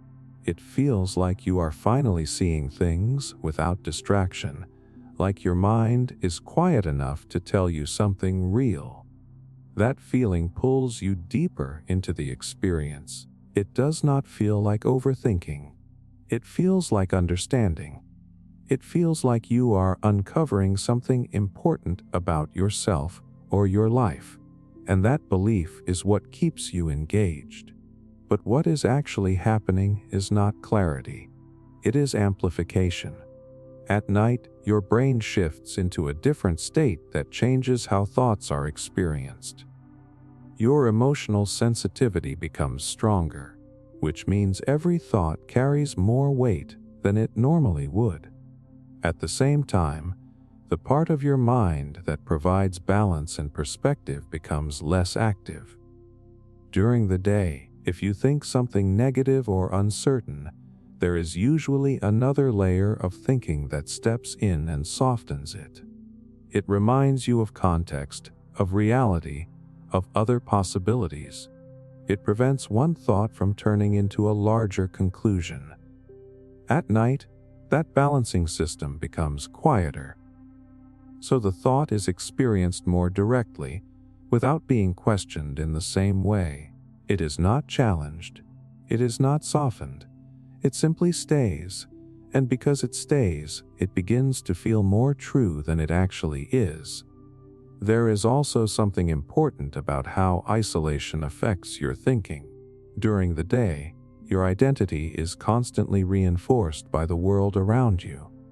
You interact with people. You respond to situations. You see how others react to you. That keeps your sense of self stable and grounded. But at night, when all of that disappears, your mind turns inward and begins trying to define things on its own. This is where thoughts begin to feel deeply personal, because they are no longer being compared to reality. They are being interpreted in isolation. And in isolation, your mind tends to create stronger meanings than necessary. A small thought can turn into a big conclusion. A minor doubt can become a deeper question about who you are. Not because it is accurate, but because there is nothing there to interrupt the process. There is also a biological reason why everything feels more intense at night. When your body is tired, your ability to regulate emotions becomes weaker. This does not mean you lose control, but it does mean your reactions become stronger. Things feel more immediate, more significant, more urgent than they would during the day. So when a thought appears, it is not just something you notice. It is something you feel more deeply, and that feeling keeps you engaged with it for longer than necessary. Because of this, your mind starts to move in loops. One thought leads to another, then another, and instead of reaching clarity, you find yourself going deeper into the same patterns. The more personal those thoughts feel, the harder it becomes to step away from them. It feels like stepping away would mean ignoring something important, even when that is not actually the case. This is why nighttime thinking can feel so overwhelming. It is not just the number of thoughts you are having. It is the way those thoughts are being experienced. They are more emotional, less filtered, and more isolated, which makes them feel more real than they actually are. But here is the truth that begins to change everything once you understand it. Your thoughts are not becoming more accurate at night. They are becoming more amplified. The intensity you feel is not coming from deeper truth. It is coming from the state your mind is in. When you begin to recognize this, something shifts in how you respond. Instead of treating every thought like it is meaningful, you start to see it as something shaped by your current mental state. You begin to understand that the feeling attached to a thought does not determine its importance. And that understanding creates space. With that space, you no longer feel the need to follow every thought. You can notice something without engaging with it. You can feel something without turning it into a conclusion. You can allow it to exist without letting it define you. And as that happens, your mind begins to slow down. The thoughts do not disappear instantly, but they lose their intensity. They stop building into long chains. They stop pulling you deeper into analysis. They begin to pass more naturally, the way thoughts are meant to. Your body responds to this shift as well. The emotional charge that was keeping you alert starts to fade. Your breathing becomes more even. Your muscles release the tension they were holding. Your system moves closer to a state where rest becomes possible again, not because you forced it, but because you stopped feeding the cycle that was keeping it active. There is also something quietly reassuring in remembering how different things feel in the morning. Thoughts that felt deeply personal and intense at night often feel lighter, less meaningful, sometimes even unnecessary. That change is not random. It is a reflection of your mind returning to a more balanced state where emotion and logic are working together again. When you trust that shift, you stop trying to solve everything in the dark. You stop treating nighttime thoughts as final truths. You allow things to remain unfinished without feeling like you are missing something important. And in that shift, the pressure begins to fade. The intensity softens. The thoughts lose their grip. The night begins to feel less overwhelming and more manageable. Because the truth is, your mind is not revealing deeper truths about you at night. It is showing you what thoughts feel like when they are amplified by emotion and stripped of balance. And once you understand that, you no longer have to carry them with the same weight. You can let them pass without reacting to them. You can let them exist without turning them into something they are not. And in that space, your mind begins to quiet down on its own, not because you forced it to, but because you stopped treating every thought like it was something personal that needed your attention. And sometimes, that is all it takes for your mind to finally slow down enough to rest. The truth that sleepless nights don't define your strength. There is a quiet moment in the night when being awake starts to feel like more than just a lack of sleep. It begins subtly, almost unnoticed at first. You are lying there, aware that you are still awake, aware that time is passing, and slowly your mind starts to attach meaning to it. What could have been just a neutral experience begins to feel like something personal. It starts to feel like this moment is saying something about you, about your control, your discipline, and your ability to handle life. And without realizing it, the night turns into something heavier than it actually is. During the day, you would never judge yourself this way over something like sleep. You would understand that the body has its own rhythm, that not everything works perfectly all the time, that some things simply happen without needing a deeper explanation. But at night, your mind does not work with the same balance. It becomes more focused, more emotional, and less grounded in perspective. A simple thought like "I am still awake" can slowly turn into something much bigger, something that questions your strength in ways that feel very real in that moment. What makes this so convincing is not the thought itself, but the state your mind is in when it appears. At night, your emotional sensitivity is higher and your ability to filter thoughts is lower. This means that whatever you think carries more weight than it normally would. A small concern feels bigger. A simple observation feels like a conclusion. And because there is nothing around you to interrupt that thinking, it continues to build. One thought leads to another, and before you realize it, you are no longer just awake. You are caught in a loop that feels personal and difficult to step away from. But the truth is, sleepless nights have very little to do with your strength. Your mind tries to connect them because it is looking for a clear explanation. It wants to understand why something is not working the way it should, and one of the easiest ways it does that is by turning it inward. It creates a narrative where control equals success and lack of control equals failure. That logic feels simple, but it does not apply here. Sleep is not something that responds to effort in the same way other things do. You cannot push your way into it. You cannot force it through discipline, and you cannot control the exact moment it arrives. In fact, the more you try to control it, the more your body resists. Because sleep is not something that happens when you are trying hard. It is something that happens when your system feels safe enough to let go. And the moment you start trying to make it happen, your brain shifts into a state of awareness.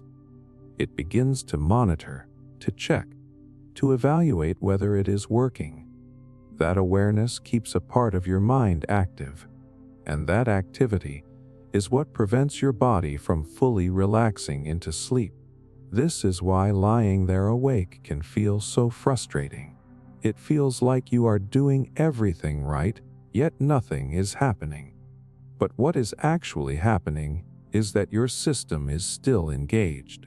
It has not yet moved into the state it needs to rest. That is not a failure. It is simply a delay. And delays happen for many reasons that have nothing to do with how strong or capable you are. Your mind may still be processing things from the day. Your body may still be holding on to subtle tension. Even small changes in your routine or environment can affect how easily sleep comes. None of this reflects your strength, but your mind does not see it that way in the moment.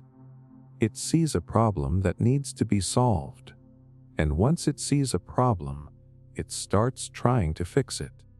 You begin to think about how long you have been awake, how much sleep you are losing, how tomorrow will feel if this continues. That thinking creates pressure, and that pressure keeps your system active. The more you try to fix the night, the more involved you become in the process, and the more involved you are, the harder it is for your body to let go. This is where the loop forms. Effort leads to more awareness. More awareness leads to more wakefulness. More wakefulness leads to more effort. And somewhere inside that loop, your mind begins to attach meaning to the experience. It starts to feel like you are not handling it well, like you are not strong enough to deal with something as basic as sleep. But that belief is not coming from truth. It is coming from the state your mind is in. Strength is often misunderstood in moments like this. During the day, strength looks like control. It looks like pushing through, staying focused, managing everything in front of you. But at night, strength looks different. It is not about forcing something to happen. It is about allowing things to be as they are without turning them into something bigger. It is about not reacting to every thought, not judging yourself for every moment that does not go perfectly. When you begin to see it this way, something starts to shift. The night no longer feels like a test you are failing. It becomes something you are simply experiencing. You stop trying to prove something through sleep. You stop measuring your worth against how quickly you fall asleep. And in that shift, the pressure begins to fade. Your thoughts become less intense because they are no longer being fueled by judgment. Your body begins to relax because it is no longer being pushed. Your breathing settles because you are not monitoring it. And slowly, without you forcing anything, your system starts to move toward rest. There is also something deeply reassuring about understanding how adaptable your body is. Even if you do not sleep perfectly, your body knows how to carry you through the next day.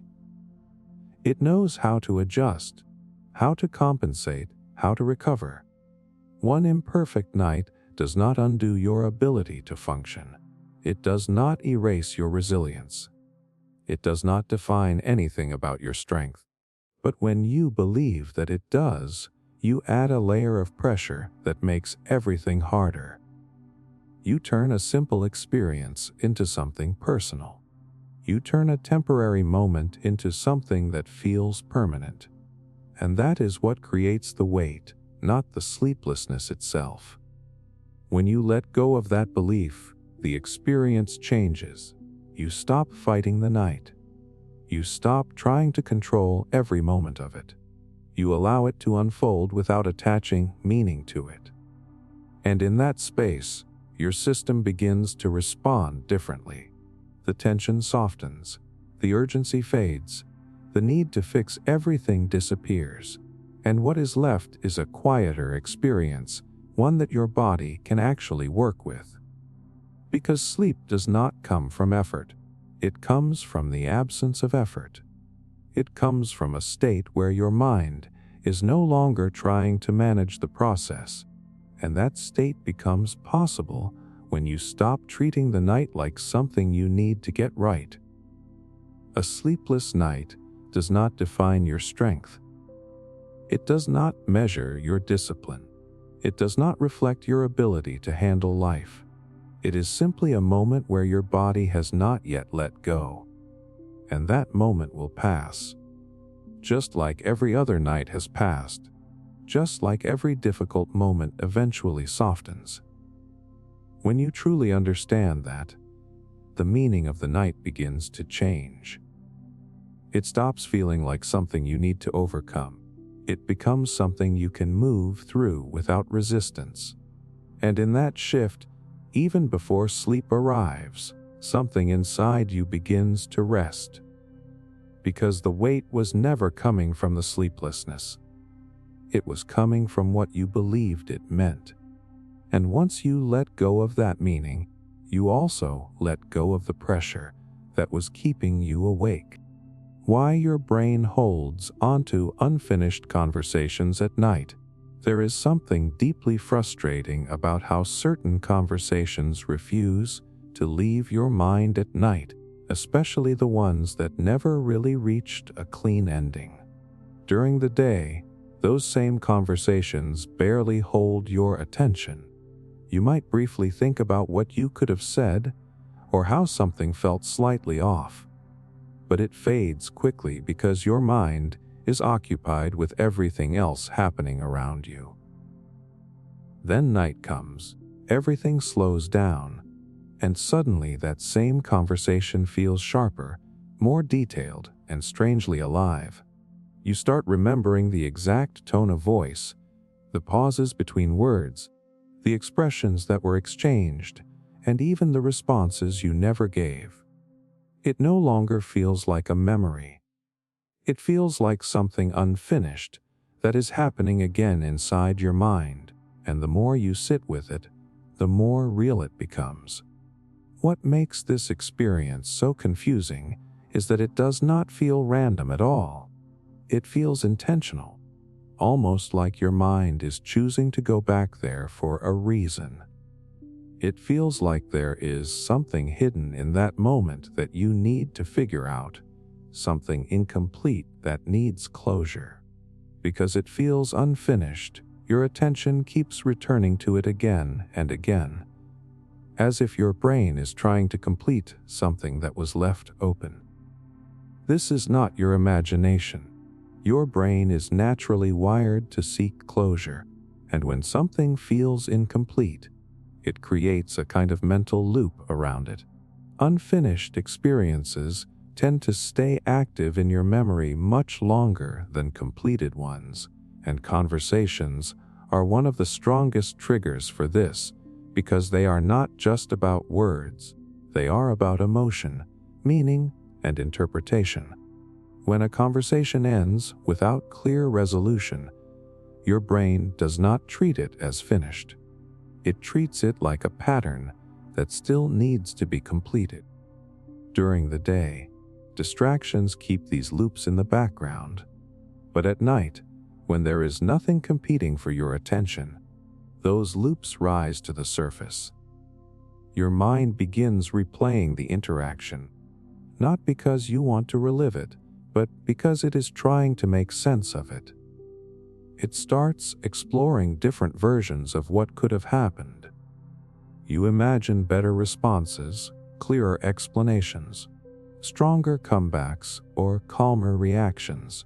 You analyze the other person's words, trying to understand what they really meant, and you begin to create new interpretations that were not even there in the moment. As this process continues, the conversation starts to expand far beyond what it originally was. It becomes more detailed, more emotional, and more significant than it actually was in real life. What makes this even more intense is the state your mind is in at night. When you are tired, your ability to regulate emotion becomes weaker, which means everything feels more important than it actually is. A small misunderstanding can start to feel like a major issue. A simple interaction can begin to feel like it reveals something deeper about your relationships or your sense of self. Because there is no immediate way to resolve it, your brain keeps working on it, trying to find an ending that feels complete. But here is the truth that changes how you see this entire process. Your brain is not actually trying to solve the conversation itself. It is trying to resolve the feeling that was left unfinished within it. The words are not what your mind is holding on to. It is the emotion attached to them. It might be something subtle like discomfort, confusion, or the sense that you were not fully understood. It might be frustration from not expressing yourself the way you wanted to, or a lingering feeling that something important was left unsaid. Whatever that emotion is, your brain keeps returning to the conversation because it believes that by replaying it, it can finally process and release that feeling. The problem is that replaying the moment rarely leads to real resolution. Instead, it keeps the loop active. The more you go over it, the more layers you add to it. The more layers you add, the more real and important it begins to feel. And as it starts to feel more real, it becomes harder to step away from it. This is why it can feel like your mind is stuck, going over the same situation repeatedly without reaching any clear conclusion. It is not because you are missing something important. It is because your brain is trying to create closure in a way that does not actually work. Real closure does not come from mentally perfecting the past. It does not come from finding the perfect response after the moment is already gone. It comes from allowing the experience to remain incomplete without needing to fix it. That is not something your mind naturally wants to do, especially when something feels unresolved. But it is what actually allows the loop to loosen. Not every conversation gets a clean ending, and that is not a failure. That is simply how human interactions work. People misunderstand each other, moments pass too quickly, and sometimes things remain unfinished without needing to be corrected. When you begin to understand this, something starts to shift in how you relate to those thoughts. Instead of treating them like problems that need to be solved, you start to see them as signals that your mind is still holding on to a feeling. That awareness alone changes your response. You no longer feel the need to follow every detail of the replay. You can notice the thought, recognize why it is there, and allow it to exist without trying to complete it. This does not make it disappear instantly, but it stops it from growing. It stops pulling you deeper into the loop, and over time, it begins to lose its intensity. There is also something important about timing that often gets overlooked. Night is not the state where real resolution happens. Your mind is more emotional, less balanced, and more likely to turn small things into bigger conclusions. Trying to solve a conversation in that state is like trying to see clearly in dim light. You might feel like you are understanding something, but what you are actually experiencing is distortion. True clarity comes when your mind is rested, when your emotional state is stable, and when you are not under the quiet pressure of the night. So instead of trying to fix the conversation in that moment, you can allow it to remain unfinished for now. You can trust that if it truly needs attention, you will handle it later in a better state of mind. This removes the urgency that keeps the loop active. It tells your brain that this is not something that needs to be solved right now, and that alone begins to reduce the intensity of the replay. The deeper truth behind all of this is not something negative. Your brain holding on to unfinished conversations is not a flaw. It is a reflection of how much you care about understanding your experiences and your interactions. It shows that your mind is trying to process meaning, not just information. But the way it tries to do that at night is not always helpful. Once you recognize that, you no longer have to follow it every time it appears. You can let the conversation exist without completing it. You can let the feeling be there without trying to resolve it immediately. And in that space, something begins to change. The loop starts to loosen, the thoughts become quieter, and the need to replay the moment fades. Not because the conversation was perfectly resolved, but because you stop trying to force a resolution in a moment that was never meant for it. And sometimes, that small shift is enough for your mind to finally step back, creating just enough space for rest to return on its own. The gentle reminder that you've survived every restless night so far. There is a moment in the middle of a restless night where it starts to feel endless. Like this time is different. Like this time you might not get through it the same way you always have before. The clock moves slowly, your thoughts feel louder than usual, and your body refuses to settle no matter how still you lie. In that moment, it is very easy to forget something simple, but incredibly grounding, something that your mind almost hides from you when you need it the most. You have been here before, not in the exact same way, not with the exact same thoughts, but in this same state of being awake, uncomfortable, uncertain, and tired. And every single time, without exception, you have made it through. What makes a restless night feel so overwhelming is not just the lack of sleep. It is the way your mind stretches the experience into something much bigger than it actually is. It starts to feel like it will last forever, like this feeling will not pass, like you are stuck in it. But that feeling is not a reflection of reality. It is a reflection of the state your mind is in. When you are tired and everything around you is quiet, your perception changes. Time feels slower, discomfort feels stronger, and your ability to see the bigger picture becomes weaker. That is why the night can feel so heavy, not because it actually is endless, but because your mind is experiencing it as if it is. The truth that quietly sits underneath all of this is that you have already lived through every version of this moment that has ever come before. Every night where sleep did not come easily, every time your mind refused to slow down, every moment where you thought you would feel this way forever, it all eventually passed. Morning came. Your body adjusted. Your mind found its balance again. Even if the next day felt tired or slower, you still moved through it. You still functioned. You still continued. That pattern has never broken even once. But your mind does not naturally focus on that pattern in the middle of the night. Instead, it focuses on the present discomfort and tries to predict the future based on how you feel right now. It tells you that tomorrow will be too hard, that you will not have enough energy, that you will not be able to handle what is coming.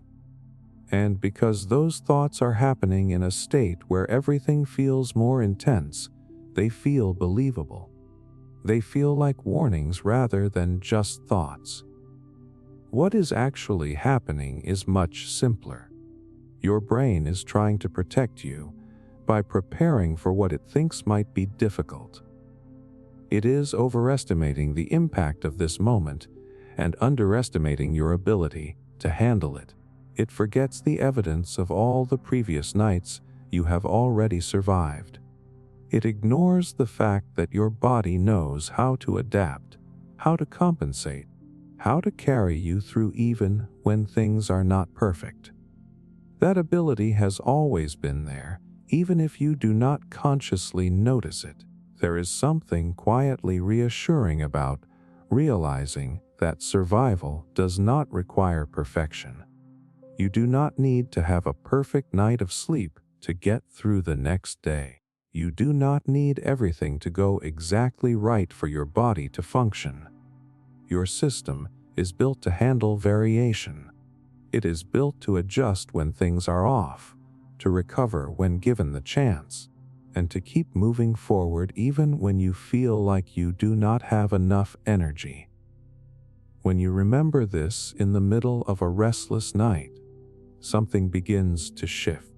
The night no longer feels like a test you have to pass. It becomes something you are simply experiencing, something that will move on just like every other night has. That does not mean the discomfort disappears instantly, but it does mean you stop adding extra weight to it. You stop turning it into something permanent, something defining, something that says anything about your ability to cope. Your thoughts begin to lose some of their urgency because they are no longer tied to fear about the future. Your body starts to soften because it is no longer reacting to that fear. The tension that was building from trying to control the situation begins to ease, and in that space, your system has a better chance of settling on its own. There is also something important about how you relate to the idea of control during these moments. When sleep does not come, it can feel like you are losing control, and that feeling can make everything more uncomfortable. But control in this situation does not come from forcing sleep or fixing the night. It comes from how you respond to being awake. It comes from your ability to stay present without turning the experience into something bigger than it needs to be. You have already proven that you can do this, even if you do not give yourself credit for it. Every restless night you have experienced is evidence of that. You stayed, you endured, you moved through it, and eventually it ended. That is not something small. That is something your mind tends to overlook because it focuses more on the discomfort than the fact that you got through it. When you bring that awareness into the present moment, the experience changes. Instead of feeling like you are stuck in something unbearable, it starts to feel like something familiar, something you have handled before, and familiarity reduces fear. It reminds you that this is not unknown territory, that you are not facing something new or unpredictable. You are simply moving through another version of something you already understand. There is a quiet strength in that realization, not the kind of strength that forces things to change, but the kind that allows things to be as they are without resistance. It is the understanding that you do not need to escape the night for it to end. You just need to move through it the same way you always have. And as that understanding settles in, something softens. The pressure to fall asleep immediately begins to fade. The urgency that was keeping your mind active starts to loosen. Your thoughts become less intense because they are no longer being fueled by fear. Your body begins to relax because it is no longer trying to fight against the moment. Even if sleep does not come right away, the experience itself becomes lighter. You are no longer carrying the extra weight of believing that something is wrong, or that you will not be able to handle what comes next. You are simply there, in the moment, knowing that it will pass because it always has. That is the gentle reminder that your mind often forgets in the middle of the night. You have already survived every restless night you have ever had, not perfectly, not comfortably, but completely. And this night is not an exception. It is just another moment that will eventually fade into morning, just like all the others did. When you hold on to that truth, even lightly, it changes how the night feels. It becomes less about trying to fix something and more about allowing it to pass. And in that shift, your mind and body begin to settle in a way that does not come from effort, but from trust. Trust in your body, trust in the process, and trust in the simple fact that you have already made it through this before, every single time. Why your imagination becomes more active when you're tired. There is a strange shift that happens when you are tired, where your imagination does not slow down the way you expect it to, but instead becomes more vivid, more active, and sometimes harder to control. You would think that as your energy drops, your mind would quiet itself. But instead, it often does the opposite. Thoughts become more visual, more emotional, and more immersive. Simple ideas turn into full scenarios, small worries expand into detailed possibilities, and memories blend with imagination in a way that feels almost real. It can feel confusing, especially when all you want is rest. But your mind seems to become more creative at the exact moment you need it to settle. What makes this even more noticeable is how different it feels from your daytime thinking. During the day, your imagination is usually guided and contained. You can think about something, but you also have the ability to step back, to question it, to shift your attention. There is a structure that keeps your thoughts from running too far. But when you are tired, that structure begins to loosen. The part of your mind that filters and organizes your thoughts becomes less active, while the part that creates images, ideas, and associations becomes more dominant. That shift is what allows your imagination to expand so freely at night. This is not something your mind is doing wrong. It is actually a natural part of how your brain transitions towards sleep. As you become more tired, your brain starts to move away from strict logical processing and into a more fluid, associative state. This is the same state that produces dreams. The boundaries between memory, imagination, and emotion begin to blur, which is why your thoughts can feel so vivid and sometimes unpredictable. You are not fully asleep, but you are no longer thinking in the structured way you do during the day. Because of this, your mind starts connecting ideas more freely. A small thought can lead to a completely different memory, which can turn into a new scenario, which can then evolve into something that feels almost like a story playing out in your head.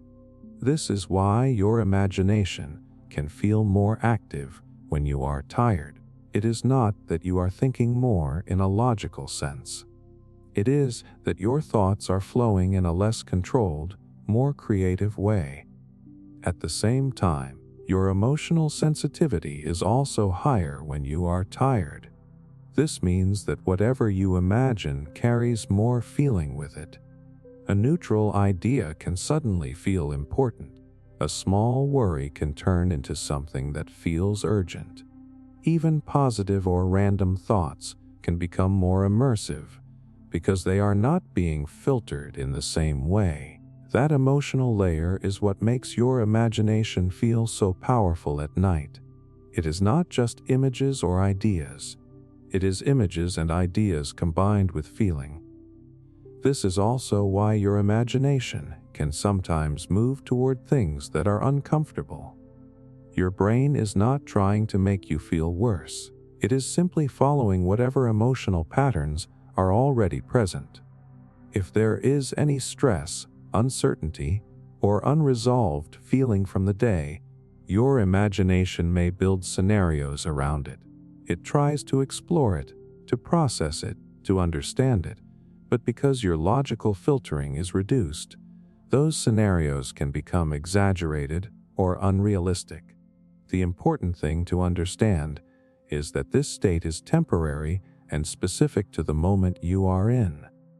It does not reflect how things actually are. It reflects how your mind is functioning while it is tired. During the day, the same thoughts would not feel as vivid or as convincing because your brain would process them differently. You would question them, put them into context, and move on more easily. At night, that ability is weaker, so the thoughts feel more immersive and harder to step away from. There is also something important about how your attention works in this state. When your imagination becomes active, it naturally pulls your focus inward. You are no longer paying attention to the outside world, so whatever is happening inside your mind becomes your entire experience. That makes everything feel bigger, not because it is bigger, but because it is the only thing you are experiencing in that moment. When you start to understand this, something begins to shift in how you relate to your thoughts. Instead of treating every imagined scenario as something meaningful or important, you begin to see it as part of a natural process your brain is going through. You recognize that your imagination is more active, not because there is something you need to solve, but because your mind is transitioning into a different state. That awareness creates a small but important distance between you and your thoughts. You can notice them without getting pulled into them as deeply. You can allow them to exist without trying to control or analyze them. And as you do that, they begin to lose some of their intensity. Your imagination does not stop immediately, but it becomes less overwhelming. The scenarios become less detailed, the emotional charge begins to fade, and your mind starts to settle on its own. This is because you are no longer feeding the process by engaging with every thought that appears. There is also a quiet reassurance in knowing that this state is actually part of your brain preparing for sleep.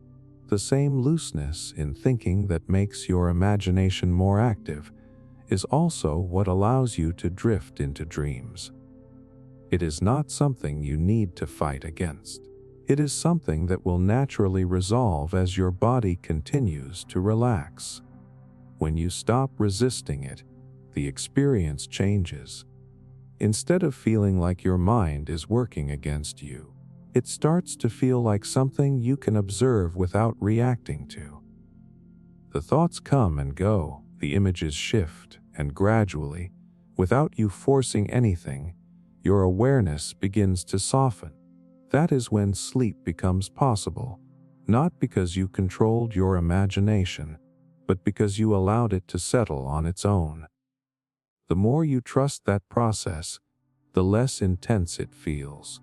And the less intense it feels, the easier it becomes for your mind to move from active imagination into rest.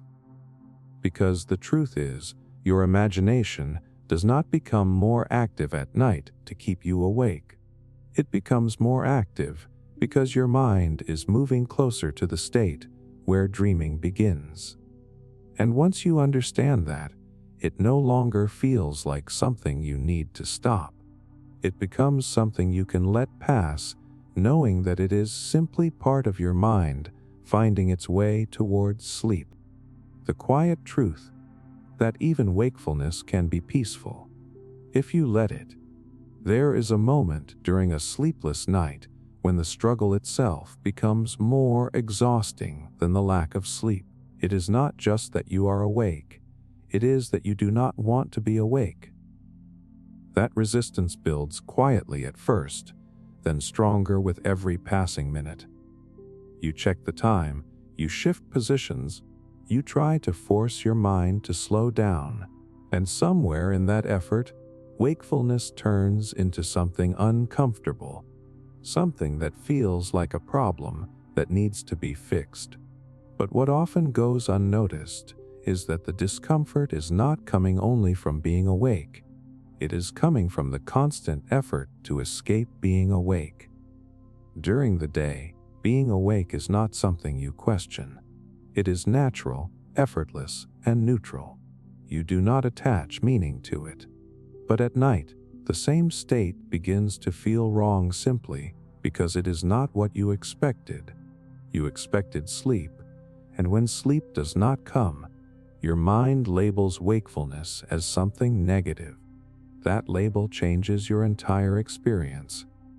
What could have been a quiet moment turns into tension. What could have been stillness turns into frustration. And the more you resist it, the more intense it becomes. The surprising truth is that wakefulness itself is not inherently stressful. It becomes stressful when your mind treats it as something that should not be happening. The pressure to fall asleep creates a kind of internal conflict where part of you is trying to rest while another part is trying to control the process. That conflict keeps your system active. It keeps your thoughts moving, your body slightly tense, your awareness alert.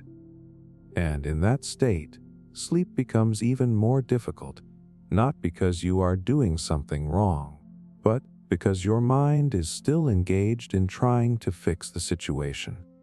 If you look closely, there are moments even within a restless night where things briefly soften.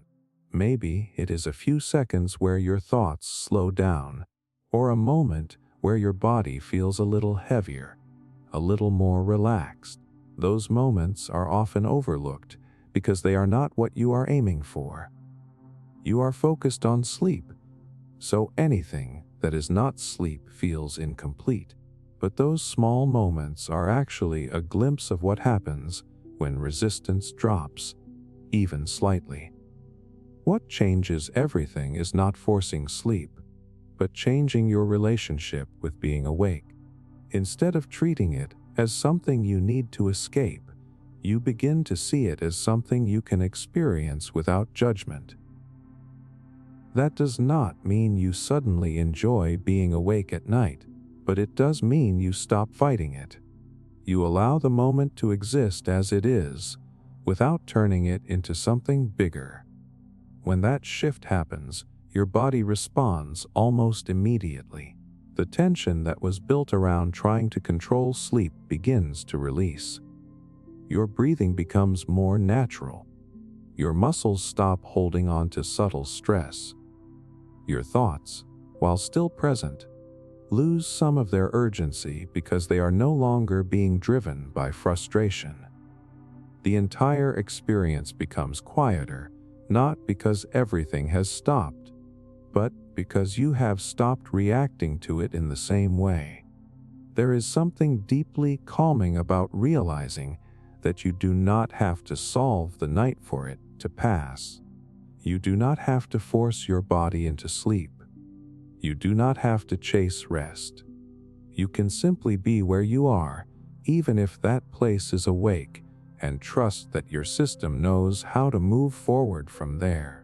That trust removes a layer of pressure that often goes unnoticed but has a powerful effect on how your mind and body behave. Wakefulness, when it is not resisted, has a different quality to it. It becomes quieter, more spacious, less intense.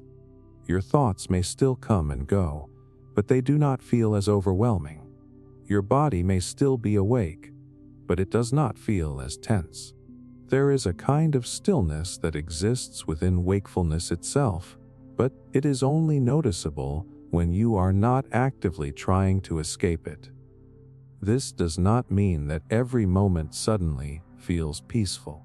There will still be thoughts, there will still be moments of discomfort, but they pass more easily when they are not being held onto. The experience becomes fluid instead of stuck. And in that fluidity, your system begins to settle in a way that does not come from effort. There is also something important about how your mind interprets peace. It often associates peace with the absence of thoughts or the presence of sleep. But peace is not always about removing everything. Sometimes it is about allowing everything to exist without reacting to it. That kind of peace is quieter, less obvious, but much more stable. It does not depend on things being perfect. It exists even when things are not exactly how you want them to be. When you begin to understand this, wakefulness stops feeling like a failure. It stops feeling like something you need to fix. It becomes a state that you can move through without adding extra tension to it. And in that shift, something changes in your nervous system. It begins to move away from alertness and toward rest. Not because you forced it, but because you removed the resistance that was keeping it active. Sleep often comes from that place, not from effort, but from release. It arrives when your mind is no longer trying to control the process. It happens when your body feels safe enough to let go. And sometimes, the path to that state is not through trying harder, but through doing less. There is a quiet comfort in realizing that even if sleep does not come immediately, the night does not have to feel like a struggle. You can be awake without being tense. You can be aware without being overwhelmed.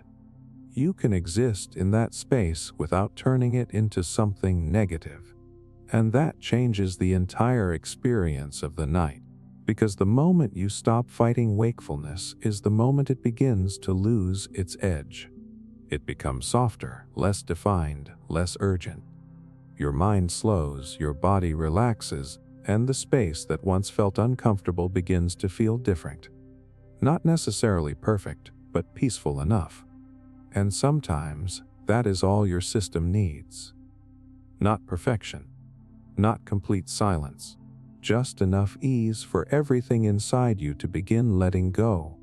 And in that quiet shift, whether sleep comes right away or not, you are no longer trapped in the struggle.